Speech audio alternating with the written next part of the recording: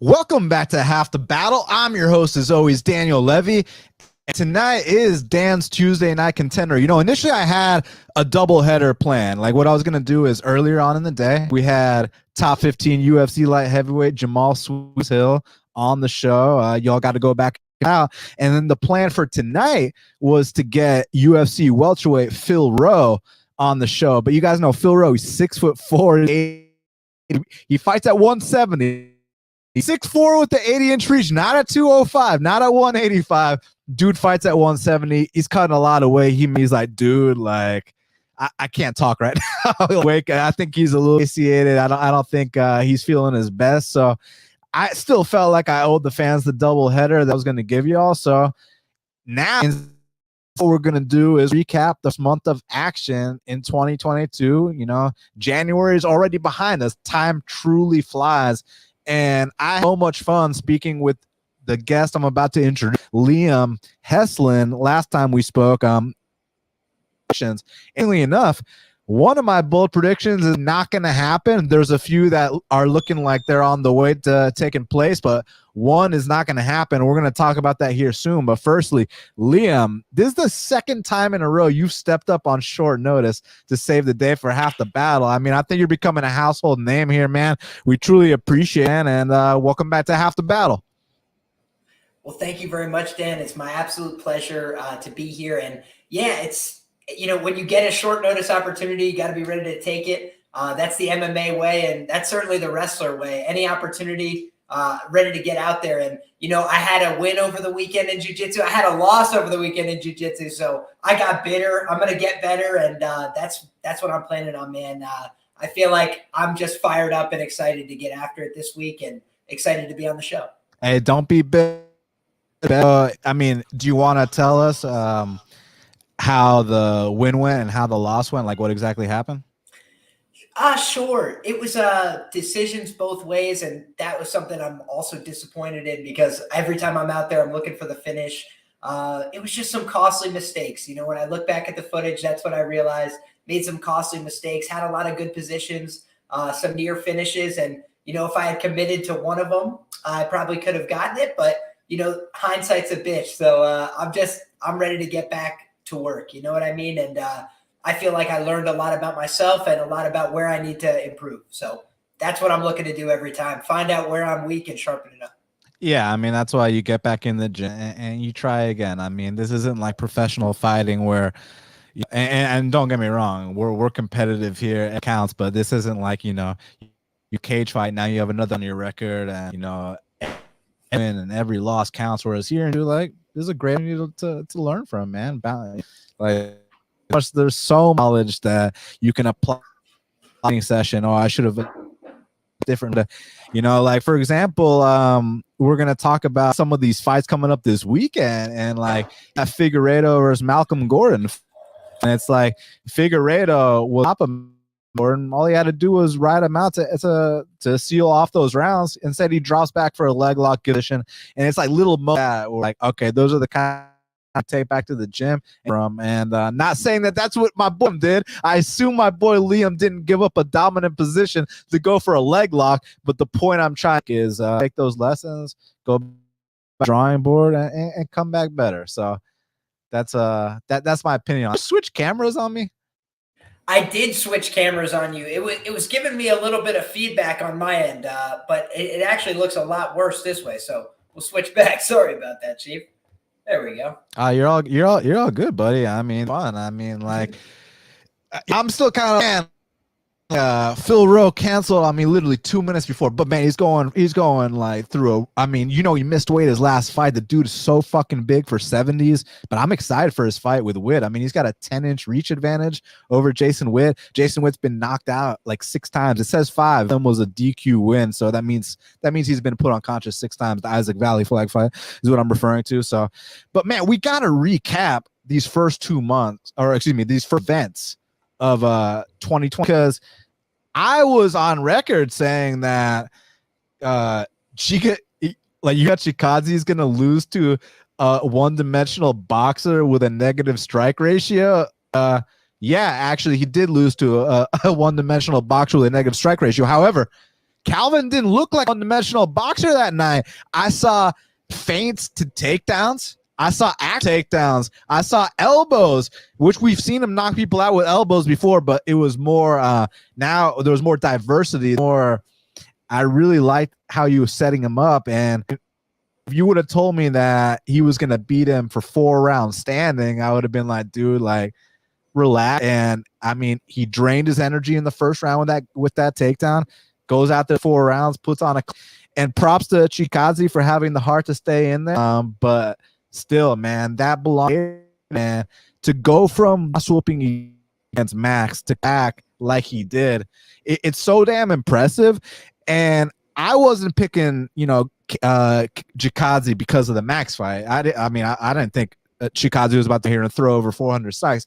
I was thinking it was going to be like the Moicano fight, just like, range kicking clinic, and it was nothing. So, Cater, you're back in the mix, buddy. And he's on the short list. Someone pulls out of a fight, he could be right up there.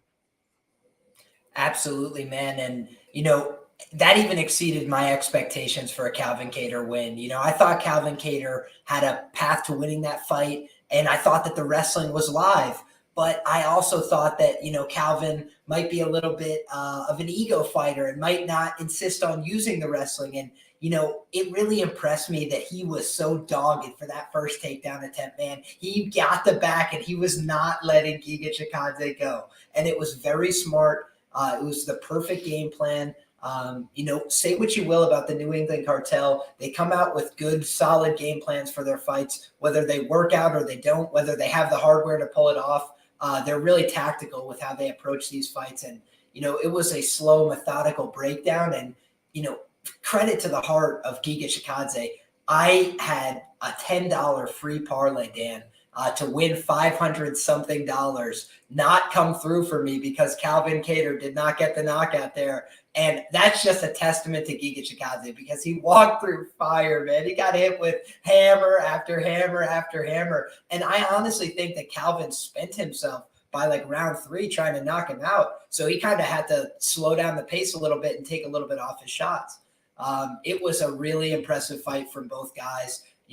Not really a fight where I think the stock of Giga Chikadze fell because I didn't think he could go 5 rounds like that. I didn't think he could put up with that kind of damage. I didn't think he'd stay in the fire like that. And he proved me wrong in those aspects of the fight as well. So I think Giga, he could have that kind of Calvin Kattar-like resurgence. He just has to take some time away from the game and sit on this L for a little while like Calvin did. Yeah, listen, no one's in that first L, and unless your name is John Jones or Habib, and if they stuck around long enough, they wouldn't be exempt either. So, I expect Giga to come back better. See, it's just the thing is that everybody was about K, like tons of people were on Kattar plus 200, and it turns out that was the right side. But people were low on Giga, but now people are like higher on Giga, whereas I'm kind of like, man, I expected him to do really well in this fight, and he didn't. But he did show some things. Like you said, the 5-round distance, 8 really hard shots, kept forward. So I'm excited to see him, take some time off to recover and then come back hopefully stronger. Absolutely, man. And I don't think he made a clown of himself on the ground either. He kept himself largely safe there. It was just like, the cardio systems are so different. And so I feel like it just threw off his rhythm for the rest of the fight. He couldn't really get that air back. And, when you're a dynamic kicker like that, that's tough, man. When you're out there without the wind in your sails, it was a long night for him. What a brutal beatdown. And Calvin Kattar, man, just all props to him. That's just a masterclass performance. And to come back from a beating and dish one out, it's just like what dreams are made of, man. It is. We got someone else hopping in here with us. James, what's up, buddy? What's up, fellas? Feeling like Brendan Allen right now, coming in short notice. What's going on? I'm happy to be here. I think the first time me and you, Dan, are doing a live stream. Obviously, watched your stuff for a long time. We spoke in the DMs, but happy to be on. So hello to you, face to face, sort of, through the camera. And obviously, my man Liam, me and him have spoke quite a few times. So yeah, happy to be on, boys. Hey, welcome to Half the Battle, man. This is cool. This is the first time we've ever actually talked. Besides, that shit, like actually face to face. You're in New Zealand, right? Yeah, New Zealand, man. Originally from the UK, London town, but living in Auckland, New Zealand at the moment. So it's Auckland, light New outside, Zealand. 3 p.m. for us here. So I'm living in the future. 3 p.m. Wednesday for me. Dude, I'm a big New Zealand. It's funny, like I've been to New Zealand, but I've never been to Australia. And actually, my sister lives in Australia. But I've been to Christchurch, to Auckland, and then what fucking place that has like the like the geysers, and then when you get off the plane, in New Zealand, you know what I'm talking about, dude? Like, Yeah. Maybe I'm having some feedback with the audio. Is the place you're talking about Rotorua? I don't think so. So I went to Christchurch, to Auckland, and then one more place. And like I said, you have to go on a small airplane. You get there, and as you get off, you can smell the sulfur from like volcanoes, from the geysers or whatever it's called. Yeah. There's a few places like that. One of the places called Rotorua. It absolutely stinks there. They call it Roto Vegas. I'm gonna go there in 2 days, actually, which is a bit of a coincidence. But New Zealand's a beautiful country, man. When the world opens up, I definitely implore everyone to come over here. Beautiful greenery, beautiful mountains if you like skiing, snowboarding. I love it out here, man. No, actually, that's the place I've ever. And it's interesting because it's like you skiing, and then you go a couple miles, and you go to so like. It was pop, man. Even though I've only been there, it was way over 10 years ago. But I will never get my experience, man. So enjoy. Can hopefully, I mean, it's not like locked down like it is. Is it? I don't know. Like I'm not in touch with it to that extent. It's up and down over here. Like they just put some new restrictions on, but I think everything's gonna go back to normal soon, man. I'm just waiting it all out, bro. Did you by chance get to hear what Liam said about Calvin and Giga? I don't know. Well, is it only me that's having the Liam? Are you having any feedback from Dan? I was just actually sending in the private chat. Yeah, I think there is just a tiny bit of feedback right now from the microphone for some reason. Really? It keeps on cutting off, Dan. I don't know, maybe like disconnect and reconnect your microphone. I thought it was just me, but if Liam's saying it as well. Oh, so you're saying you can't exactly hear what I'm saying, is what you're saying? Yeah, it's jumping, scratching. Fuck. I can hear you, but yeah, there's like a half a. Okay, hold on. Let's try my other mic. Is this one any better? Sounding good at the moment. You got 2 mics at the ready. God damn. All right, well, this one's better. Y'all just let me know any issue, because today I was having all kinds of fucking issues with Jamal Hill. My mic wouldn't work, period, and I had to do like a 2-hour troubleshoot afterwards. But anyways, can you hear me? Then we're good. But that being said, talking about this Giga and Cater fight, and I mean, I thought that there's no way a one-dimensional with a neck ratio is Giga Chikadze. And not only did he beat 5 assets to his, he was feinting the takedowns. The threat of the take is out there. I love how he pushed him against the fence, used momentum of that, take him down, wore out, and then 2 through 5 goes out there and beats him at his own game. Was pretty damn impressive as a plus 200 dog. Yeah. I thought that was a beautiful performance by Calvin Kattar, man. I didn't bet the fight. I thought the line might be slightly wide, but I don't know, man. I just wanted to see how Calvin rebounded from that Max Holloway fight. Obviously, that was only 12 months prior, and it was one of the worst beatdowns we've seen in UFC history. You know, in fact, I think it was the most strikes landed in UFC history by about 100 strikes, which is just insane. You know, I know a lot of people who are into stats out there will be foaming at the mouth reading them stats, because it was like complete anomaly. You know, we see beatdowns all the time, but that fight was like an anomaly to all the other beatdowns we've seen. So I did want to see how Calvin, you know, rebounded. And we have seen Calvin had trouble with the kicks before, and Giga Chikadze's a pretty good kicker, but obviously, you know, it wasn't to be. Calvin Kattar bounces back, and I'm actually interested in who they both come up against next time, because I still think they're both players in a division. But Giga, you know, that them cardio issues that we see earlier in his career kind of seem to plague him again there. Because I honestly think without that takedown in round 1, I think the fight goes slightly differently. I do think Calvin would have pulled away in the 4th and 5th rounds, but I think that takedown in round 1, which was actually a slip from Giga, completely changed that fight. Giga started off well, fast, and I'd like to see it without the takedown. But again, all props to Calvin. You know, he did jump on top at the end of the day. But what a great main event to start the year off with. You know, it's like that's probably going to be one of the performances of the year, especially as a plus 200 underdog. And it was the first pay-per-view of the year. And especially coming on victim of performance of the year prior. Yeah. Against Max Holloway. It was pretty damn impressive. I mean, I'd like to see what do y'all think that matchup, Liam? I missed who you said there. Josh Emmett versus Calvin Kattar. Oh, I love it. I mean, that's a great fight. It's tough in the sense that you like both guys, so you know you don't want to see either one of them take that L. But it's just a great matchup stylistically. Both guys who are strikers, you know, keep that wrestling in their back pocket most of the time. Would be a great main event, I think, for a UFC Fight Night card. Could complement any pay-per-view. I like that matchup. I mean, James, yeah. What did you say? Can y'all hear me okay? Not me. No? I don't know if it's just me or if it's Liam. If it's just me, I'm going to shoot out, boys. I apologize.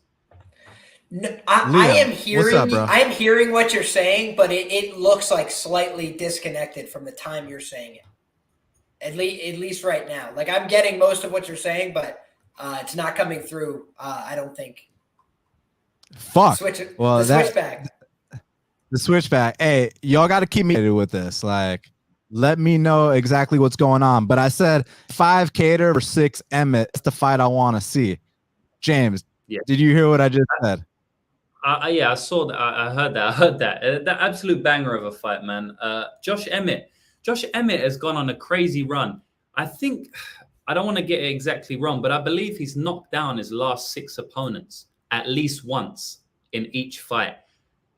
He continued it with Dan Ige. So 6 opponents in a row, he's knocked them down at least once. And a couple of them opponents, he's knocked down about 3 or 4 times. So that's an insane stat. I think he's up there with like Rumble Johnson. I think with the last Ige one, he might have set the stat for the longest knockdown run in UFC history, which is just insane. I mean, the guy's power is out of this world. You know, he hits you once. He's like a mini Ngannou, Josh Emmett, an absolute tank. Against Calvin Kattar, that's going to be an absolute banger. I don't think Calvin Kattar has ever been wobbled, you know, as far as I can remember. I mean, tell me if I'm wrong, but can't even remember. I guess he got wobbled with the elbow against Max Holloway. But other Max than that, had him with the head kick too. And had him a little bit on skates. But those are the only times I can recall. Yeah. I remember the big elbow that definitely wobbled him. I guess the head kick as well. But other than that, I mean, the guy's got an absolute iron chin, you know. He takes everything, takes the kitchen sink, even the shots from Giga Jakatsi he was taking. I know the whole narrative around that fight is like Calvin just mollywopped him, but Calvin ate huge shots many, many times throughout the whole 5 rounds from Giga and literally walked through him. You know, it didn't hurt him at all. So I wonder if Emmett can go 7 for 7 in a row, knockdown against Calvin Kattar. That would be interesting to see. Man, I don't know what we would line that, honestly. Hey, okay, so I turned my mics off and I turned the camera mic on, which is shittier quality, but if you can hear me better, then that's all that matters. Can you hear me better? That's perfect. That's perfect.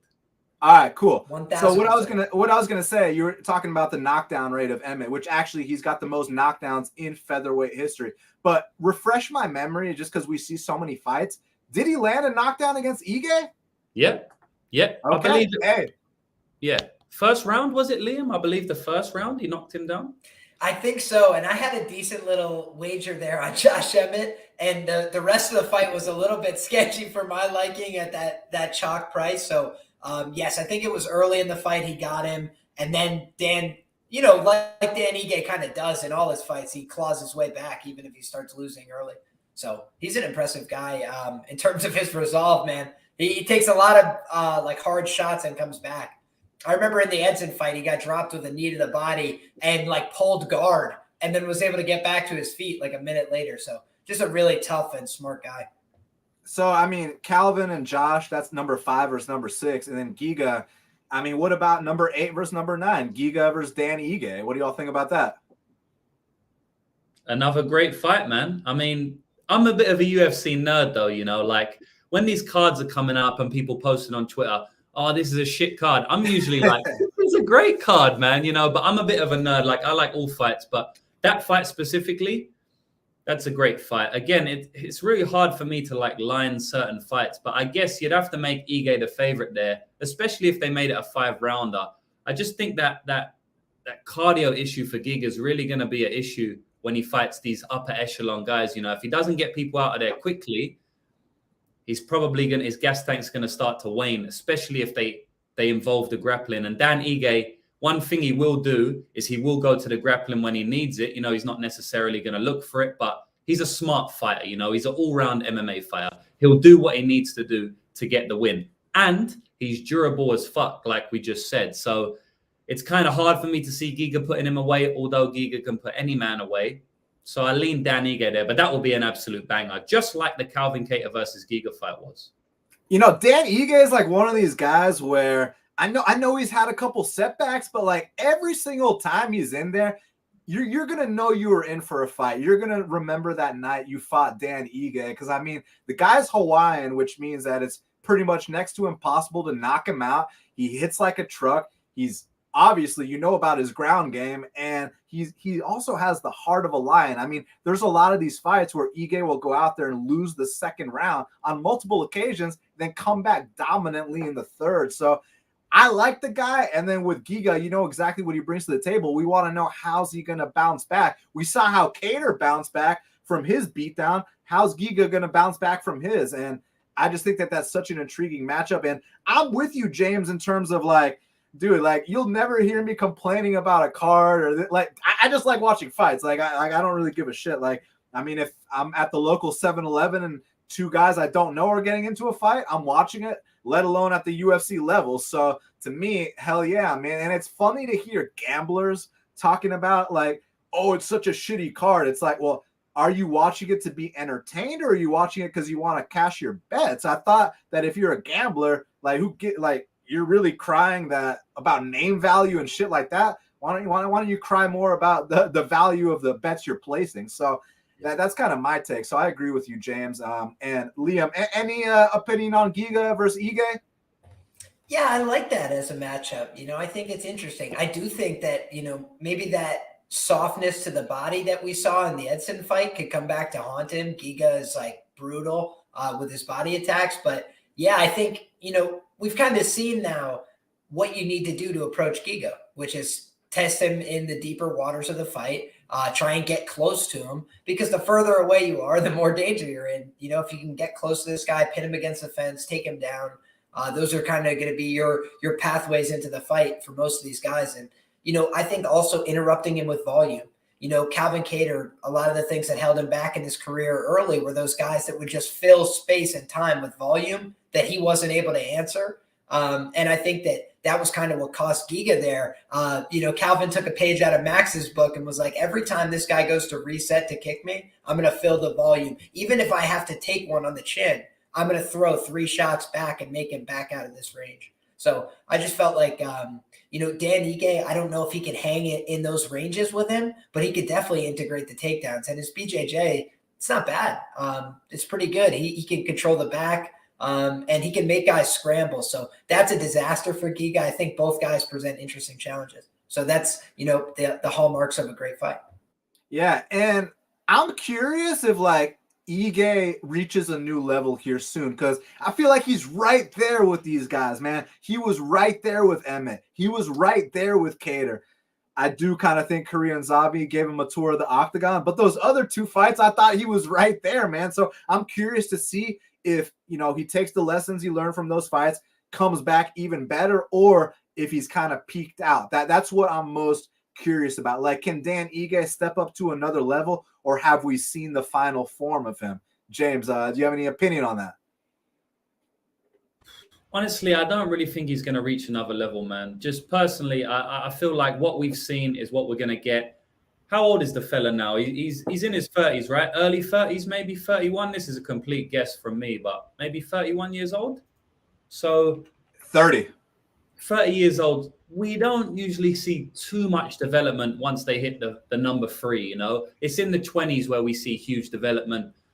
Could it happen? Of course, but I feel like we've seen his game now. He's always going to be in them competitive fights, but I don't really think he's going to break that top 5 in the featherweight division, especially with the new school coming through now. We got Movsar Evloev versus Ilia Topuria. Obviously, heartbreak from everyone involved in the MMA community when that matchup got destroyed. Hopefully, they put that back together again. But, you know, with these new school fighters coming through, I don't really think we're going to see Ige touch that top 5, man. As you said, the Korean Zombie, you know, gave him a walk of the octagon. I felt like Calvin Kattar clearly won the fight, hurt him a couple of times in that fight as well. He was definitely in there and he did win around there, but I felt like it was a level above from Calvin. The Edson Barboza fight, you know, he won that fight. I actually bet on Edson Barboza, and I guess I'm biased, but I did think Edson Barboza won that fight.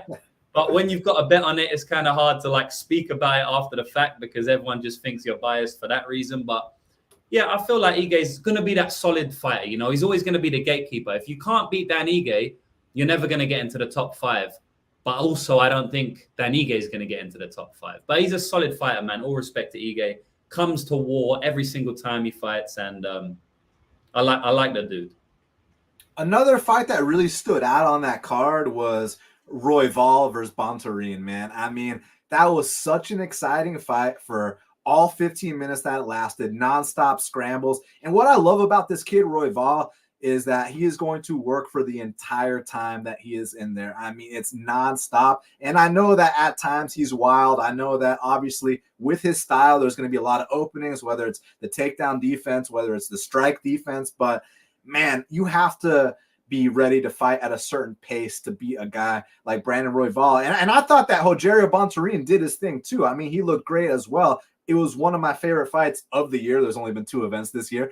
And I actually thought it would have been fight of the night had the Kattar and Chikadze fight not been on that card. And honestly, so I would have more so given a performance of the night to Kattar and a fight of the night to Royval and Bontorin because that was more back and forth for my money. But either way, man, Royval and Bontorin, I was thoroughly impressed just by the scrambling ability. I mean, dude, these flyweights coming up now, like, do you remember the days when dudes like fucking Chris Carriasso were getting title shots and Tim Elliott and like, dude, those days are so long gone and it's such a beautiful thing. And I'm just so happy about the state of the flyweight division, Liam. Absolutely, man. Just a great division. I thought that the title fight was an indication of that as well. A lot of talent in this division on the come up. And I think that, I'm preparing to see great fights for both of these guys moving forward as well. I think that there's a lot of guys in this. We talked about on the preview show that we did earlier this year, Manel Kape lurking. I forget who they just booked him against, but it was very compelling as well. So I think there's a lot to look forward to at flyweight. And yeah, it's certainly a higher quality of contender for the title that these guys have on the horizon. Dude, Sumadarji versus Manel Kape is the fight. And holy shit, right? I mean, I think I know who I got. And actually, me and Liam, we did our little prediction show. I said Manel Kape was, what did I say? Did I say he's going to be a future top 5 guy, or did I say he was going to fight for a title this year? Something, one or the other. I don't remember. I think I said top 5 guy. Honestly, man, I think this is a great matchup for him. Maybe y'all disagree. I haven't actually sat down and taken the time to look into it, but based off, watching them fight, based off watching their careers over the years, I think this guy Manel has something to prove, man. I mean, he comes into the UFC. His first fight is Pantoja. Like, one does not simply fight Pantoja in their UFC debut. Look, he definitely lost. Don't get me wrong, but it was a competitive fight. The next one against Nicolau, I think Nicolau is just as talented as anyone in the division. Only issue with Nicolau is sometimes that chin gets tested from time to time. But I mean, skills-wise, he's right up there. I thought that was a great fight. But then you saw what happened when Manel took a little bit of a step down. I mean, he ran through Ode Osborne. And who's the other guy he knocked out? Zalgas. Oh, yeah. Dude, usually guys go to like hard-fought decisions with Zumagulov, like tons of guys. Like, even if you think Zumagulov won or lost or whatever, he's at least in there like tooth and nail, gritty fights. And Manel Kape just washed him, man. So I think he's someone to look out for. Honestly, like, the biggest issue with Manel Kape is Manel Kape. Like, sometimes He's so confident in his power that he'll literally take off 3 minutes of a round and not do anything. And that's the kind of stuff that's going to cost him. But when this guy lets his limbs go, I mean, bodies do hit the floor. And at the flyweight division, that's a big, big deal, gentlemen. So I like the potential of this kid, Manel Cap. Yeah, I rate Manel Cap. You know, I actually bet on Pantoja when Manel Cap, you know, came to the UFC because I just thought huge step up in competition. I know he was fighting some good guys over there in Rising, but it was a big step up in competition. You know, Pantoja had been fighting the best fighters of his career, and the line was pretty close. I can't remember what I got on Pantoja, but it was like minus 130 or something like that. And I was actually screaming at Pantoja because I thought he would go for takedowns, but he never really went for takedowns. But when I watched that fight back, you know, after these times when I'm taping research for Pantoja's fights after that and Manel's fights, he didn't go for takedowns because, you know, he was kind of winning on the feet, but also a couple of times he went and Manel was just too fast, man. Manel was quickly away from him. You know, he's so fast on his feet, like all the flyweights, but Manel's faster than even the rest of them. But they're so fast anyway. I mean, watching flyweights is crazy. You know, it's like watching two ants fight. They're just like running up and down. I remember when Demetrius Johnson, not to go off topic too much, but Demetrius Johnson fought John Dodson for the title, and it was 5 rounds of just like back and forth. They were just constantly running around the octagon. I've never seen nothing like it. But, you know, Manel Cape is as fast as them guys and probably one of the fastest fighters in the division. So I definitely think he's going to be top 5. I could even see him fight for a title, you know, whether you predicted that or not, but I'm pretty sure he'll fight for a title. I think, you know, at the end of the day, flyweight, a lot of new flyweights are coming up, but there's like a solid 6 or 7 who are quite a level above the rest of the 25, you know, whereas some divisions, the top 15, they could all fight for the title. But in the flyweights, I feel like 6 or 7 are really there, and then it's kind of the rest. But there are obviously new flyweights coming in, especially with the division being solidified in the UFC now. We're going to see a lot more. But I think Manel Cape's probably going to fight for a title this year. He's 1 or 2 wins away. I think he's going to get that win against Sumadaji, like you said. But I don't think we're going to get a great line on him because the cat's out of the bag on Manel K. But I can't see him being any better than minus 200, to be honest. But, you know, if you jump on the openers like some people can, then you might be able to get him like minus 170 or something. But, yeah, man, I'm excited for his career for sure. I mean, Sumadaji is the Chinese Connor, so you never know. I mean, the kid's got some hype, man. Liam, is that one? I mean, I already know you're looking forward to it, so I don't have to ask you if you are. But, I mean, is that one of the ones that is on your list where it's like, dude, this is one I cannot miss? Yeah, I mean, in terms of flyweights that have finishing power, you know, that's sometimes what's lacking. And these are 2 guys that have it. And especially, you know, when you think flyweight finishers, oftentimes you think submissions, right? Especially the guys that are in the title picture. Both of them have really strong submission games. A lot of their recent finishes have been submissions. And I think that these are 2 guys that stand out as knockout threats in the division. So that's why it's a really fun matchup between 2, you know, one guy who's like long and lanky, one guy who's like more explosive and stocky. I think there's just a lot of intrigue to it. You know, it's a classic style matchup, but, you know, kind of in that new format. You know, flyweights, we don't really have a lot of power punchers. There's traditionally been a lot of really good grapplers. So I like it. I want to see more of these guys. And, you know, Kai Kara France kind of out of that same mold, wants to bang. And there's a few of these guys now at flyweight. So I think we should get them all involved in these matches together. I think it'll make for fireworks. Let's matchmake a little bit. So hopefully y'all's memory is better than mine because there's so many fucking fights that sometimes it's hard to keep up with what's going on. But basically, I think that the champ, Figueiredo, is going to face the winner of Askarov versus Kai Kara France. I think maybe Moreno. Look, Moreno just went through so much, man. I mean, to be the first Mexican champion, like everybody wants a piece of you. I'm not talking about the division. I'm talking about everybody in your personal life. Like, so I think that he's going to probably take some time off, man. He needs to take 6 months off to reset. And maybe after Davison fights the winner of Askarov versus Kai Kara France, Moreno can hop back in there for another title shot. I don't have an issue with that. But let's match up Royval and Bontarine. So Alex Perez, he's got a fight coming up, right? Who's he fighting? He's fighting Matt Schnell. All right, so he's out the question. Mateus Nicolau, he's fighting who's he fighting again? I know he's got a fight coming up. He's fighting Dvorak, right? Is it Dvorak versus Mateus Nicolau? I didn't know that was booked. That's a serious fight, though. That y'all in the chat, let me know. I'm pretty sure that's the fight, Nicolau versus Dvorak. So that's out the question. Then you got Amir Al Bazi, who I like. I think he's a good prospect. I just kind of view Royval and Bontarine kind of slightly ahead of him. So honestly, like, there might be a little bit of waiting around for these guys, or you could always go the veteran route, you know, throw Rogerio Bontarine in there with a Tim Elliott, guarantee him a win. I'm just trying to figure out what to do with Royval. I mean, do you think he should be like a backup fighter for the title, or is there someone specific you'd like to see Royval fight next, Liam? Man, that's a tricky question. You know, I'm looking over these flyweight rankings, and I'm thinking maybe it makes sense to have him fight the winner of that Perez-Schnell matchup down the line. I think that's probably a fair contenders fight.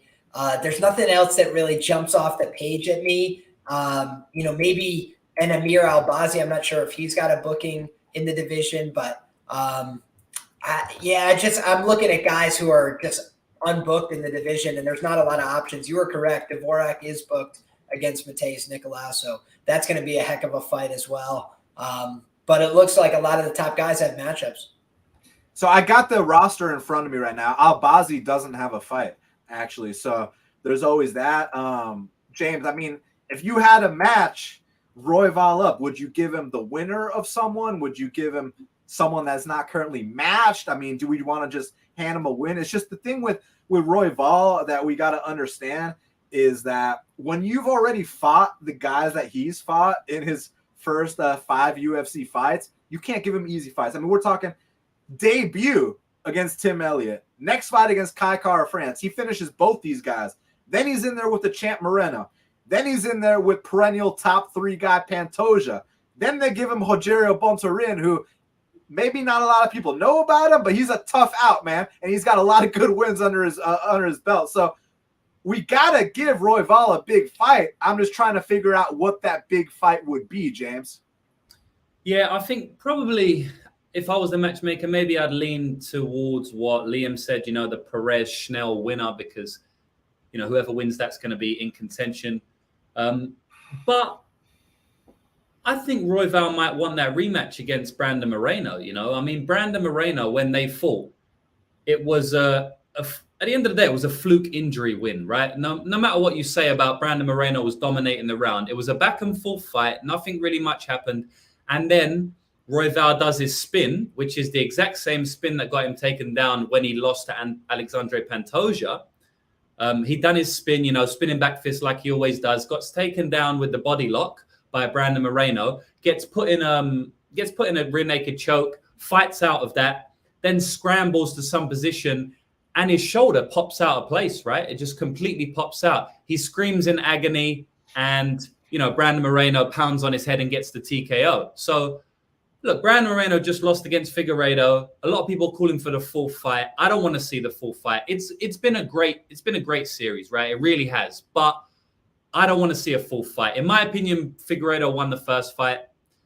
The second fight, he got dominated, and then he won the third fight, right? So it's 2-1 in my opinion. You know, it is 2-1 in the judge's opinion, but the referee took a point, so that's why it wasn't 2-1, right? That's why it's 1-1-1. But I wouldn't mind seeing that rematch again, you know? It looked like the fight was going one way. I do think Brandon Moreno would be a decent-sized favorite, fairly heavy favorite in that fight. But give Royval that shot again, you know. In my opinion, he's earned it. You know, he fought a very tough guy in Bontarine. Give him that shot against Brandon Moreno again, in my opinion. I think he'll jump at it. So that could be one way you play him. But, yeah, there's a few options. The Schnell and Perez is probably a more likely outcome just because it's not a rematch. I mean, James, as a fan, you know that if you put Brandon Royval and Brandon Moreno in an octagon together and lock the door, that I'm going to watch. I mean, they're like, come on, these are two of the most exciting fighters in the history of the division. I just don't think that Moreno's going to be like, dude, I'm beyond that. Like, I want my title shot. So I personally don't think Moreno's going to take that. And not because he's scared. I mean, he beat the guy, right? But more so because he kind of wants his title shot. But, yeah, I mean, if they make that fight, fuck yeah, I'm watching. So the last fight I want to talk about on the first card before we move on to Ngannou and Gane is actually the first knockout of 2022. Got my boy Manpreet in the house. What's up, my man? Nothing much. What's going on, fellas? Chilling, brother. What you got in your hand there? You know what I got? I got that lucky late night vibe, baby. Let's go. You writing something down with that pen, my friend? More like putting something in, but it's good. So look, we got to talk about the first knockout of 2022, and that was Vayashlav Borshev knocking out Dakota Bush. And I mean, look, he went out there, he did his thing, but now we got to talk about the real important issue, which is he's fighting Marquis Casey next. Which, look, Marquis Casey might not be the prospect we all thought he was. I mean, when he knocked out that dude Timu Pakelen, man, I mean, that was like one of the most devastating knockouts we've ever seen in all our years watching the sport, and just the athleticism, the personality. I thought that this kid could be a star, but sometimes it doesn't pan out. It is what it is. But here, he has so much more experience than Borshev, but I have seen Casey drop the ball more than once. That's what makes this fight so intriguing. I mean, Borshev, you know, it's interesting. Like for a Russian, you think about a wrestling background, a Sambo background. This dude's out here knocking people out with hands. I love this matchup between Borshev and Casey and Manpreet. I mean, isn't that like a great test? Like when you got a prospect who's only 5-1 or 6-1, I mean, he's so early on into his career, man. I think Casey is the perfect litmus test. Let's see exactly where you are, because you beat Casey, it's going to be a way bigger fight next. He doesn't beat Casey, and then we can take that slow roll, MJ. Yeah, it's funny because I think a couple of days before that news actually dropped about that matchup being made was Dana saying that Borshev just keeps hounding this guy to get a fight, right? He's the 2022 version of Kevin Holland. He wants to go out there and fight anybody and just stay active, fight every couple months. And this is, talk about a giant step up, right? You're going from Dakota Bush, who had a little bit of a wrestling threat that a lot of people thought that he could exploit, but Borshev did a really good job, kept that fight standing and just absolutely torched his body. Now here he's getting another striker, Marquis Casey, and during that run where he really started to like find his groove, the one big thing that I found in his game was that he was very adamant with his calf kicking abilities. That seemed to be like the number one thing that he was focusing on in all of those fights. If you guys go back and watch that run up into the Fiziev fight, then the Fiziev fight happened, and he was a favorite in that, if you guys remember. And Fiziev shut down that calf kicking game and just absolutely torched him on the feet.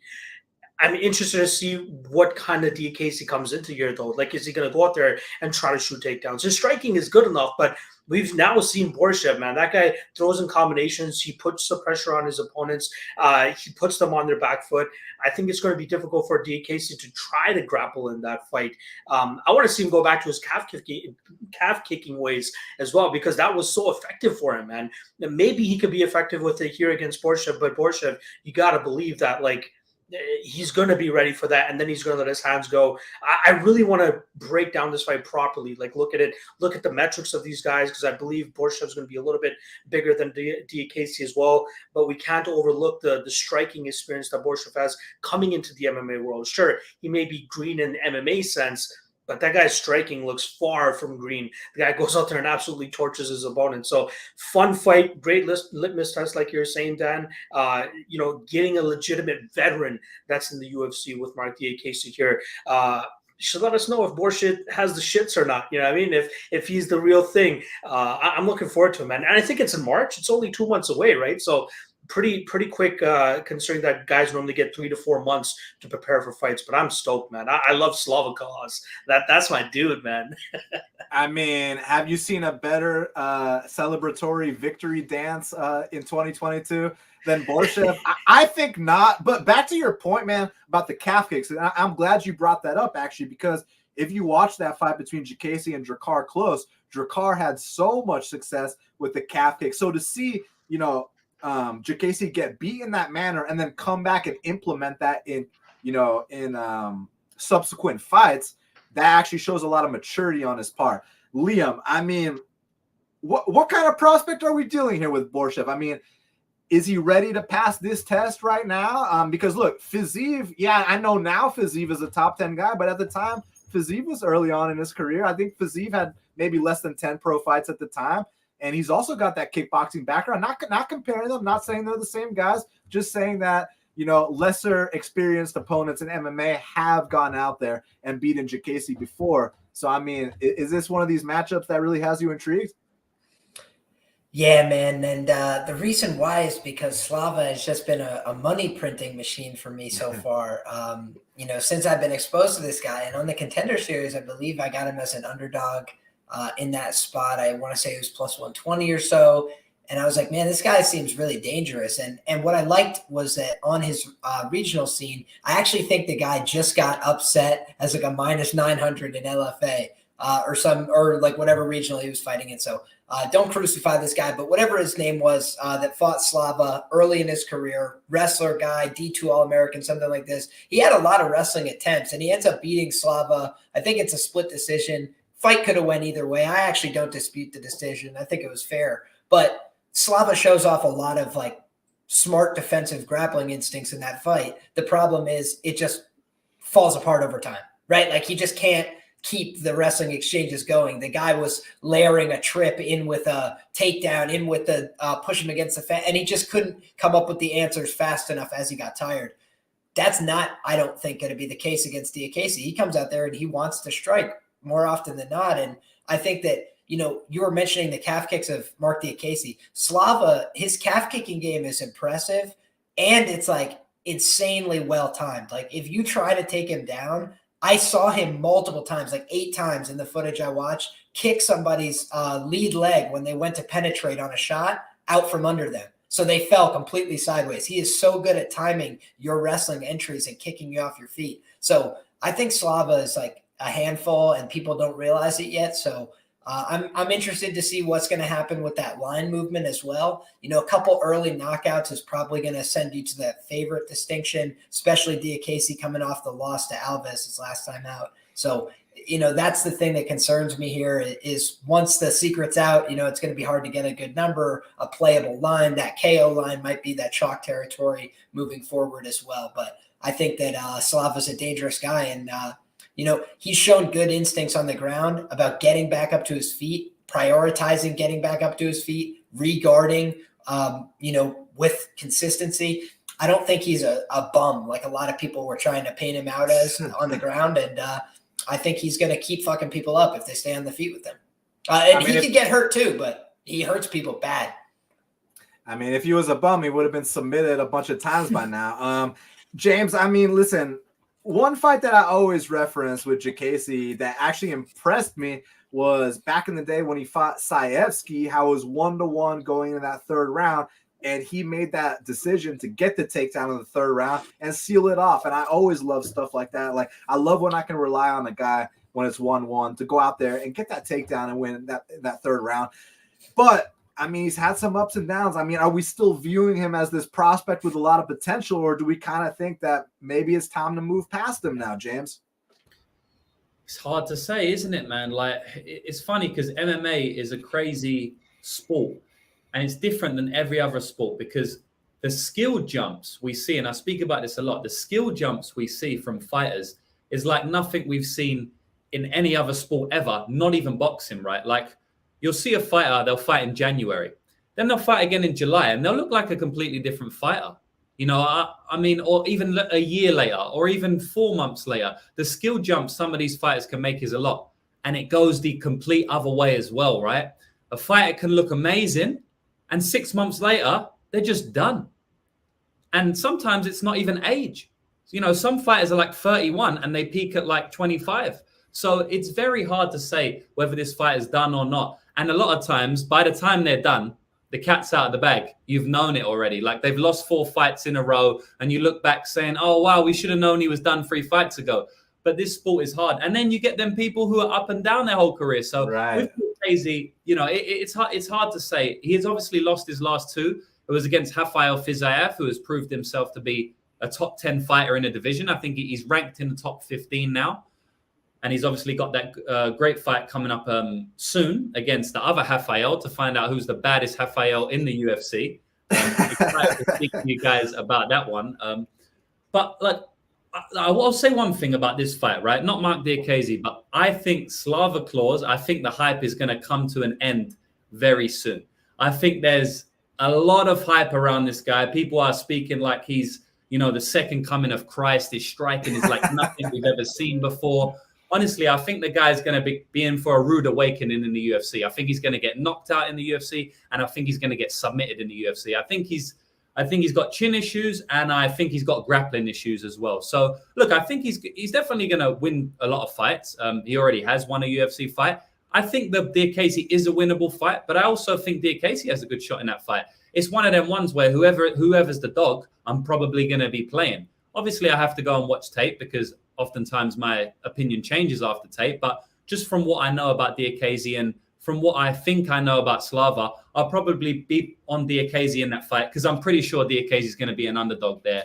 I think that the hype around Slava is real, and I think that we're going to see that continue, especially after that brutal knockout. First knockout of 2022, one of the best knockouts of 2022. We don't see people crumple over like Dakota Bush did from shots to the body often, you know. Every now and then you see a liver shot where someone just goes dead, but it's every now and then. And that was one of the every now and then, right? So I think the hype is going to continue being baked into that Slava line, and I am going to look to fade him, but I'm going to pick my spots. You know, I didn't back Dakota Bush for a reason, although Dakota Bush did hurt him early in that first round, and you kind of forget about that because all you remember is the liver shot knockout, which was a great knockout. But I do think the hype's going to come to an end at some point. Not sure if Casey is going to be that guy to do it, though. Yeah, I mean, you know, it's a blessing and a curse to have a result like he did. You know, the emphatic knockout, the celebration dance that everyone remembers. The thing is, now you're not going to get to fight guys named Harry Bush in the UFC anymore. Now you're going to get to fight guys that are actually serious and that are actually going to last and are actually going to have long careers. And speaking about what you said about how some guys are ups and, you know, have a bunch of ups and downs, it's unpredictable. You know who I got to give a huge shout out to? Beneil Dariush. This guy's had 2 fucking primes. Listen to me on this. Back in like 2016 or something, he beat Michael Johnson when Michael Johnson was the number 5 guy on planet Earth. I mean, that was back when, you know, Michael beat Edson Barboza, Tony Ferguson, and Dustin Poirier, right? So Michael Johnson was ranked number 5 in the world. Beneil goes out there. He wins a decision. It was kind of controversial. Actually, I was like one of the only people that scored it for Benny. But bottom line, he got the dub. So in my opinion, you beat the number 5 guy, you are the number 5 guy. So I thought Beneil Dariush was a top 5 guy all the way back in 2016, whenever that fight happened, maybe 2017. And then he had like a really rough patch where people were saying this guy's completely done. I mean, he lost the guys that have no business beating him, like Alex Hernandez. The Evan Dunham fight was a draw, which we were like, oh my God, like Benny almost killed him in that first round. And then he got knocked out again. Was it the Edson fight? There was another knockout in the 3 skid. Like it was like a brutal ass skid. I think it was Hernandez and Dunham and Barboza. Yeah, so it was Barboza. And he was whooping Edson's ass. That's the worst part of it all. I know. I bet him in that fight at like good dog odds, and yeah, I'll never forget. But okay, so Beneil had this stretch, gets knocked out brutally by Barboza, has that just blood and guts war with Evan Dunham, where I said at the time, look, neither guy's going to come back the same. And as a result, their very next fights, Evan Dunham gets knocked out by OAM, who's not known for knocking anybody out. And Beneil gets knocked out in like a couple seconds by Alex Hernandez, which if they ever ran it back, you know who I got in that fight. But at that point in that 3-fight skid, it was kind of like, man, maybe Benny's done. Maybe he's taking too much damage. Maybe this, maybe that.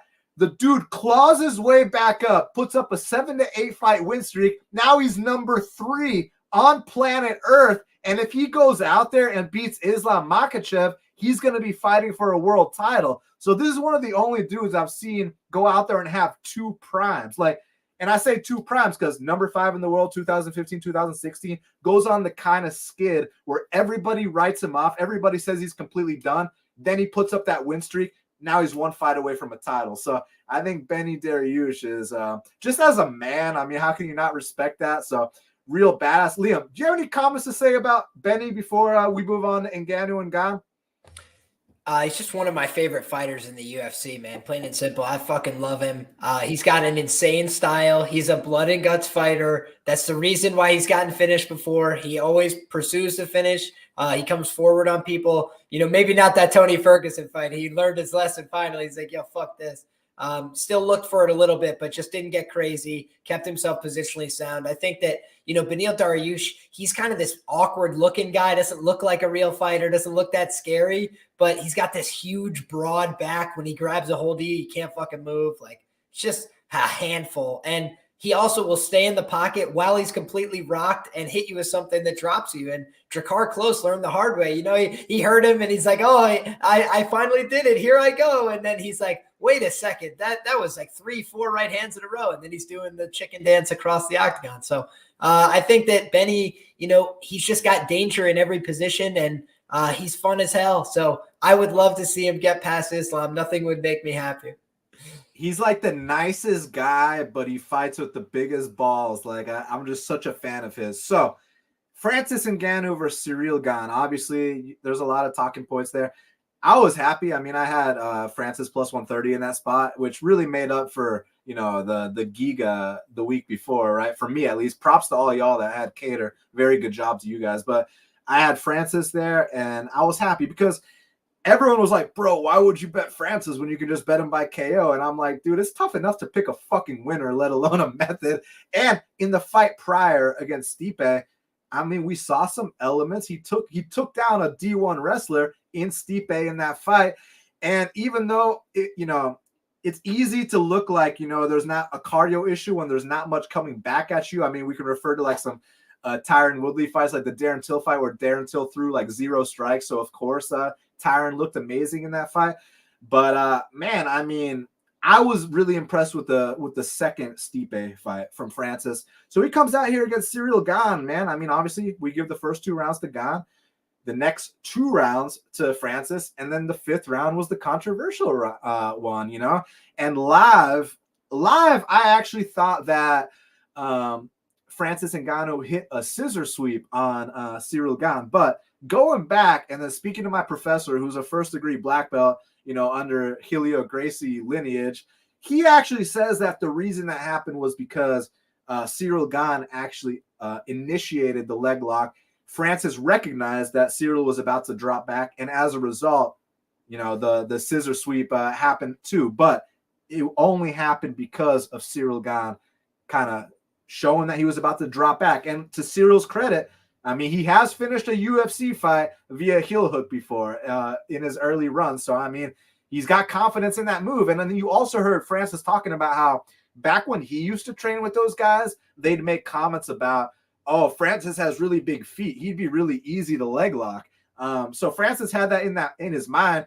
And actually, him, Eric Nixick, the coaches like Dewey Cooper, they actually thought that this might be a possibility. So you saw that leg lock defense that he had. I know my boy Liam saw Francis Ngannou grabbing onto the wrists, turning the corner. I was very impressed by that. But most importantly, I like the fact that he comes into this fight and the narrative is first round KO or bust. Well, he actually loses the first round, loses the second round. Well, what's a champ all about? Is he going to make these adjustments? Is he going to come out here and find other avenues to win? He showed a new facet to his game, goes out there and builds off. He hit that takedown against Stipe, who's a D1 wrestler. That must have elevated his confidence to be like, dude, I don't just have to knock these guys out spectacularly. Like I can do all kinds of shit in there.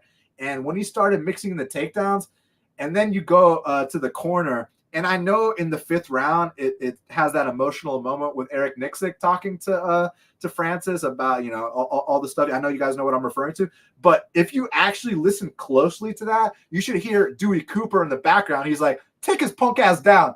So that's like my favorite fucking part of the speech he got, man. Like straight up, take his punk ass down. They found the opening in the middle of the fight. They ran with it. They saw he didn't have an answer for it. And that's what champs are made of. And still, Manpreet.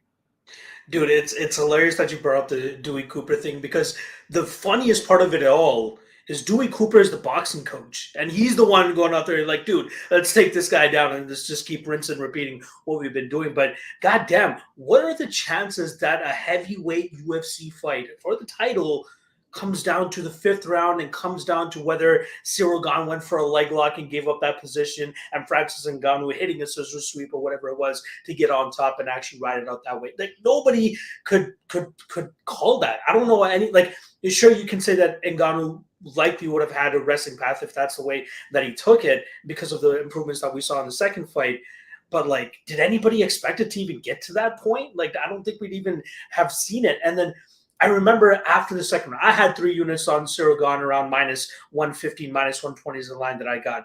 And I had a little sprinkle on his round 4 and round 5 props as well, because I'm like, Francis, if he looks like what he looked like in the first Stipe fight later in these rounds, he's more than likely going to get finished by a guy like Cyril Gane. But who the fuck saw Francis Ngannou coming back, winning rounds 3, 4, and 5 the way that he did, right? Like, nobody expected that at all. And just as a side note, back-to-back weekends, heavyweight title fights going 5 rounds, Bellator and UFC. Kind of interesting to think about the development of the heavyweight division. But, man, shout out to Francis Ngannou winning in a way I really did not expect him to win. And I will say this. There was one time I faded Cyril Gane and ever, actually, when he was scheduled to fight Antti D'Elia. If you guys remember, he was scheduled to fight Cyril Gane. Plus 500 was the line on D'Elia. And the one thing that I came into that was we haven't seen Cyril Gane's grappling tested at all. And this guy is nothing but a grappler. So let's take this little bit of a shot and see how it goes down. And that completely escaped my brain for this Francis Ngannou fight to be like, of course there's a wrestling path, but I really didn't expect Francis to take it, man. So shout out to Francis. What a way to win the fight. Like, it may not have been the most exciting for a casual viewer, but for us, I'm sure we're all losing our shit every time we're seeing them jockeying for a position. So yeah, man, it was great. Good win for him. It's a good thing for, fighter pay and all that stuff. Say what you want about all the fallout from this fight and how that's going to go down with the negotiations and how things could possibly change. But, man, that was a championship performance. The last thing I'll say about this, when you were talking about it, Dan, in terms of the mid-fight adjustments, the championship mindset to make those mid-fight adjustments, the one fight that came to mind, or fighter specifically, was John Jones when he fought Alexander Gustafsson at UFC 165. That was one of those fights where he got pushed further than he had ever gotten pushed during that run. And there's a mid-fight adjustment he made. I think it was in round 3 where he lands a beautiful spinning back elbow, hurts Alexander Gustafsson, and then starts to take over the rest of the fight. That's some championship shit, and that's exactly what Francis Ngannou achieved that night. So, yeah, great fight. Cyril Gane will be back. Shout out to Curtis Blades calling out Cyril Gane after seeing the wrestling clinic that Francis Ngannou put on him. But hopefully Cyril gets in there with, maybe a Marcin Tybura. Let the guy get his confidence back first. Let him defend a couple takedowns and then put him in there with the best wrestler in that heavyweight division. But yeah, shout out to Francis for getting that dub the way that he did. James, what's interesting in terms of just recency bias and just basing things off one performance is, for example, okay, going into the Giga versus Kattar fight, right? So tons of people had the dog odds on Kattar and they were super sharp, but they were very low on Giga at the time, right? And then after that fight, Giga kind of gained their respect, whereas I had money on Giga and I was just pissed off, right? Because, I thought he was going to, put a striking clinic on the guy. Now, fast forward to Ngannou and Gane. Everybody was super high on Cyril Gane, but now all of a sudden no one's talking about him being a future world champion anymore. Whereas I had money on Ngannou, and now I'm even higher on Gane, and I actually do think Gane is going to be a future world champion. I just thought he had to take his first L, and I think that that's the perfect learning lesson to bounce back from. We cannot forget this guy. It's one thing to beat these washed up heavyweights like JDS and this and that, but this dude, Gane, he beat Volkov in a 5-round fight. He beat Jairzinho. He's got one other win over someone who's relevant too. Let me pull up Derek Lewis, dude. So he's beat 3 guys that are still relevant in the top 5 of the heavyweight division. I'm not writing Gane off at all, James.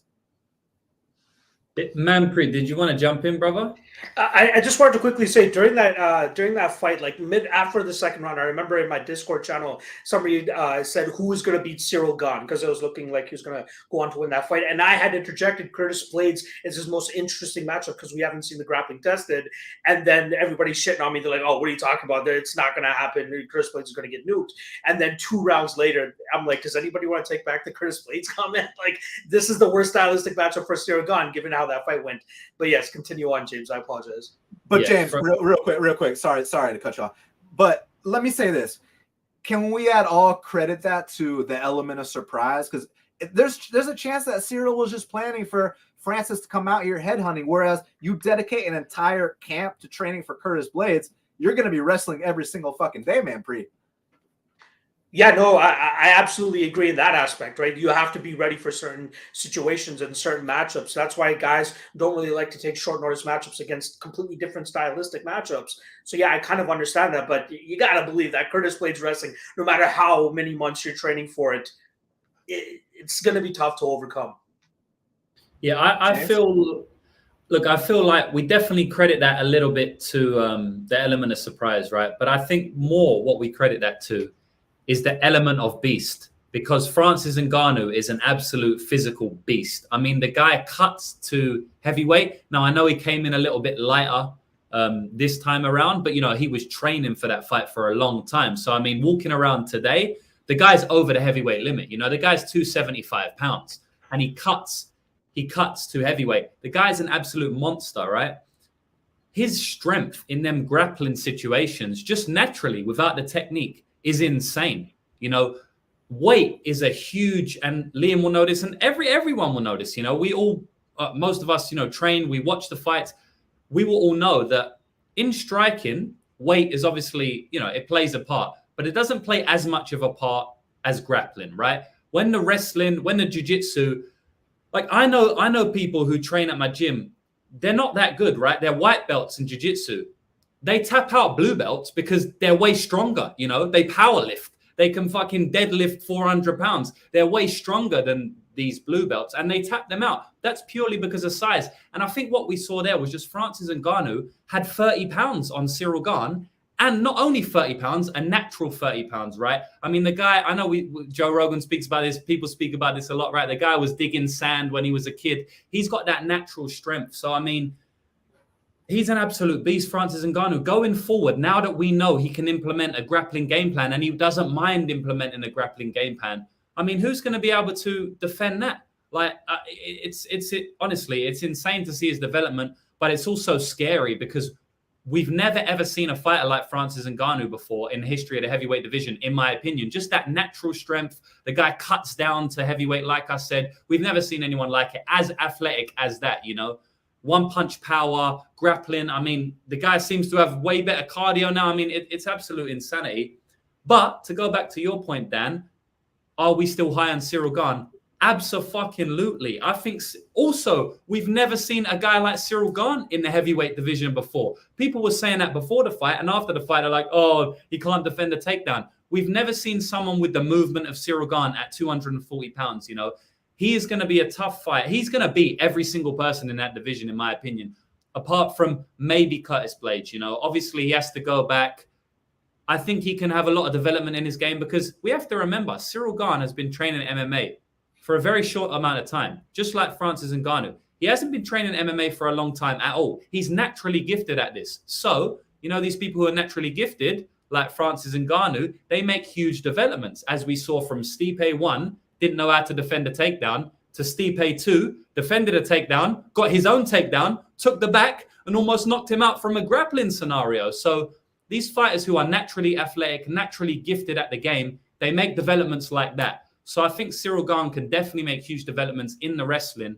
But just to conclude, I mean, about that fight, amazing performance from Francis Ngannou, and Cyril Gane, he was putting on a masterclass for the first 2 rounds. You know, even though it wasn't like dominating, it was a masterclass. He did exactly what he needed to do. So I'm super high on both guys. I come out of that fight higher on both guys than I was maybe obviously a little bit lower in the wrestling department for Cyril. But as I said, I do think he can improve that. So I think Francis Ngannou and Cyril Gane are the future of the heavyweight divisions. And I have to give a shout out to my boy Tom Aspinall because he's from the UK like me. So I don't know where he's going to go, but I do like his style as well. But honestly, them two, I think they're the future of the heavyweight division. And I'm higher on both guys, apart from the rest of them have gone, than I was pre-fight.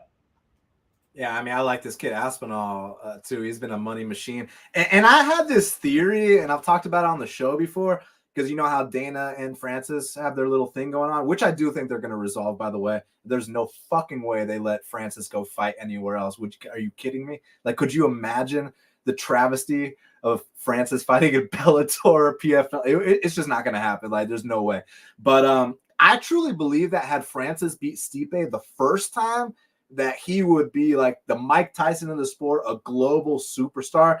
And the way that they hyped him up going into that fight, I mean, the Ford Escort, you know that comparison, the whole thing, the promo of that fight. Like, I watched the promo of that fight like every day on the lead up to that fight. I mean, it just gets you so fucking pumped. And I truly believe, man, that had he beat Stipe that first night like he did the second time, he'd be the biggest star in the sport. But that first Stipe fight combined with the Derek Lewis fight, it killed so much momentum. And I think it actually might have ruffled feathers among the brass and pissed them off, because I feel like they felt like they had a gold mine in their hands. And then the reports come back, and I don't know if there's any truth to this or not, but it says the pay-per-view only did like 200,000. I hope that's bullshit. I hope that's not wrong, but we can talk about that another time. Liam, on a side note, man, have we even seen Francis Ngannou's final form yet? You know, I think that maybe we have. You know, I think maybe that was the apex of Francis Ngannou's abilities, and that's yet to be seen, but he's going to be coming back off knee surgery the next time that we see him. You know, what was partially impressive about this performance was that he had a severe knee injury going into it, and I don't think that's been discussed on the outro of this fight nearly enough. You know, everybody's talking about, you know, Ciryl Gane danced around him on the feet, and I agree, but I think that Francis, you know, implemented a smart game plan. He worked the body consistently, which I think tired Ciryl Gane more than we've ever seen before in a UFC fight. He's gone 5 rounds without looking as weathered as he did in this fight. And, you know, the grappling down the stretch had something to do with that as well. But I think that the reason that the grappling opened itself up was because he was a little bit tired from some of that body work. And that's Francis operating on limited power, limited ability to move, limited ability to plant. But he's going to be, you know, probably 36 and coming off knee surgery the next time we see him. So, yes, we've seen miraculous things from Francis. But, you know, this might have been, you know, that real shining achievement. It took him, you know, that rebuilding period where the UFC kind of kept him on ice and he didn't really get a lot of octagon time. But I don't want to take a victory lap here, but I actually did have this matchup pegged pretty well. I ended up betting on Francis Ngannou, but I also talked about the fact that I was backing him because he has the knockout threat. He's got underrated wrestling in his back pocket, and he's got championship experience. And that was the difference here. He knew that he could go to other parts of his game when he needed to. He did so. He didn't get himself out over his skis. He fought conservatively. We've never seen him do that before. And it's because he was limited. So I don't know if he could have knocked out Ciryl Gane on this night, not able to plant properly on his leg. Certainly the chances were greatly diminished. So instead of fighting a losing battle where he swings for the head all night, like he did against Stipe when he was completely gassed and not getting much productive work done, he changed his game plan mid-fight. And that's a championship level adjustment. It's the reason why we've seen him go through these pitfalls. We've seen him learn the lesson. Dan, you always talk about paying your dues. And I thought that this was a perfect example of the UFC guys. They did the same fucking thing twice and they fucked it up twice. They said, we're going to throw our hat in the ring behind this fancy looking challenger who's 3 years into their career and who's looking like they've got it all figured out and who looks like the fresh young kid on the block and everybody likes him and he's a handsome, happy guy and everybody's going to like him. But the problem is they're 4 years into their career. They can still make mistakes. They're not as proven. They're not as seasoned. And it's the biggest show. It's the biggest pressure. Now the UFC is prodding you in the back like, come on, do it for us, big guy. Now that's a lot. Now your coach is saying, we can't lose. We cannot lose to this guy. You cannot. Dude, I'd be shitting my pants if my coach is telling me we can't lose to this guy. You need to get this one right now, Liam. I'm like, come on, coach. Like, it's just so much pressure on Ciryl Gane's back. You think he's not going to make a silly mistake? I thought like it was shocking that he didn't make more silly mistakes. with the amount of pressure that was on him. That's why I was so impressed by this Ciryl Gane character, because with the weight of the world on his shoulders, you know, he was one bad decision away from potentially being a world champion, and not very deep into a UFC career. I think Ciryl Gane is the real deal. I wrote in my article that he will be a UFC champion. It's just not going to be this time, and I think that he will be back. He could beat Francis Ngannou, ladies and gentlemen. Make no mistake. If they run this fight again, you know, I bet Stipe the first time, Francis the second time. This is looking like another one of those situations, because I do think that Ciryl Gane can close those gaps between fight 1 and fight 2 if he gets that opportunity. And I also think that, you know, we see that fresh crop of contenders are some young guys who are fast in the hands, who are developing some of those grappling skills themselves, and who could maybe challenge Ngannou in some of these realms where, you know, it's one thing to be a better wrestler than the kickboxing guy, than the Thai boxing guy. It's another thing to be a better wrestler than the wrestlers when they get there. So, man, I'm interested to see how this plays out, but how can you not come away more impressed by Francis Ngannou, who responds to adversity, pressure? You know, he had a lot of those same weights and considerations on his back, and he comes through with flying colors and in a style that's not normally something he would do. It's just, you know, a beacon of inspiration. Yeah, I mean, fantastic points. And it's kind of like when Dana White goes on Contender Series and he says, I think this kid will be in the UFC one day, just not Saturday night. That's what I said on my breakdown. I think Ciryl Gane will be a future UFC world champion, just not Saturday night. But I agree with 99.9% of everything you said. The only thing I got a bone to pick with is this. So I asked you, has Francis Ngannou reached his final form? You said there's a chance he has, 36 years old. But 36 years old at heavyweight. Heavyweights kind of peak a bit later compared to the lighter weight class. Like if this was 36 at bantamweight, then yeah, it's safe to say it. Or you know, featherweight, it's safe to say final form. But honestly, man, I've seen some of these heavyweights come out here 38, 39, even 40, have some of their best career performances. So I still think he's got more to give, Liam. And it's very possible. I just don't want people to get this idea that he beat the best guy. He beat this guy that I thought was unbeatable. So now he's unbeatable. It's like, no, guys, that's the whole message of this, is that even somebody as good as Ciryl Gane, who does everything right, he could slip on a freaking banana peel. So we got to be very careful. And especially in heavyweight, it's a game of inches.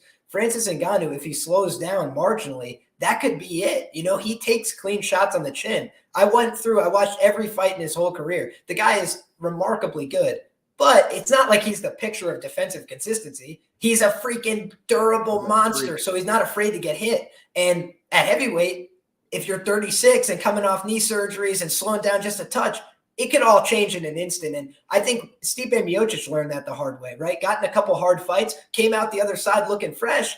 He's like, Daniel Cormier, 205-pounder. What does that mean to me? Think, knocked out. It's like, that's all it takes is one of these moments and everything changes at heavyweight. And I think Stipe is actually better than Daniel, skill for skill at heavyweight. And that was borne out over the course of the trilogy. But it's like, it doesn't matter. It's heavyweight and it's banana peel season. And don't be thinking Francis Ngannou minus 300 now. It's just like, oh, we can ship it for all the units because Francis just delivers for the boys. It's like every match, case by case basis. This was a good opportunity, I think, to back Francis in a place where he's being disrespected. But now you think he's going to be disrespected again? Unlikely. Yeah, I'm curious to see what the next matchup is. Before we move on to Davison versus Brandon, Manpreet, James, anything to add on this Ngannou versus Gane? Are y'all good? Yeah, I just wanted to say just one thing of what we was talking about. You know, Francis minus 400 every fight. He's unbeatable. At the end of the day, you know, no matter what narratives we talk about, coaches, you know, how the fight played out, he almost lost that fight. You know, it wasn't like, wow, you know, he did show us more in the wrestling. It wasn't like, wow, you know, like we never knew he could do this amazing performance. Not really. I mean, he got outclassed for 2 rounds, in my opinion. And Gane, if he didn't go for the leg lock, which everyone has sort of accepted now that is what happened, if he didn't go for the leg lock, he wins the fight, right? Like it literally, if he didn't sit up, he wins the fight. So let's just pump the brakes on like unbeatable Francis, just like Liam was saying. He doesn't even need to have to get knocked out. He almost got beat one fight ago. So just wanted to say that. Factual. Manpreet, anything? No? Keep going? All right. So Davison Figueiredo, Brandon Moreno, the trilogy. So first fight, I scored it 4-1.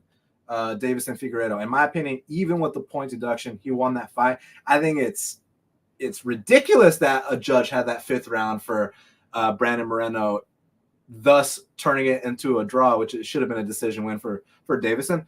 Next fight, Brandon mopped the floor with Davison. I mean, and that just kind of let me think that like those first 2 fights were so drastically different that this is one of those examples where you talk about what happens if they fight 10 times, because it's literally going to be a different outcome every single time.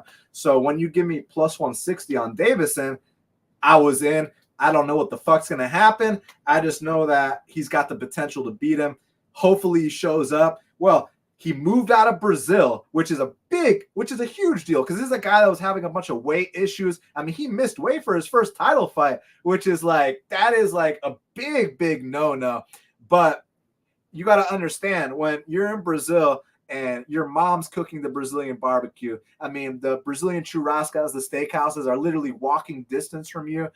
I mean, dude, it's hard not to eat that, especially when you're training your ass off. You're so fucking hungry.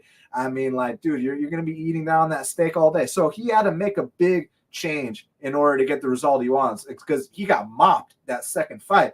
The dude leaves Brazil, moves to Arizona with Henry Cejudo, trains at Fight Ready, not just Fight Ready, at Neuroforce One, which is the strength and conditioning place that they use for the Fight Ready guys. And I mean, those guys are like scientists. They like know the little intricate details of things that I don't even know the half of.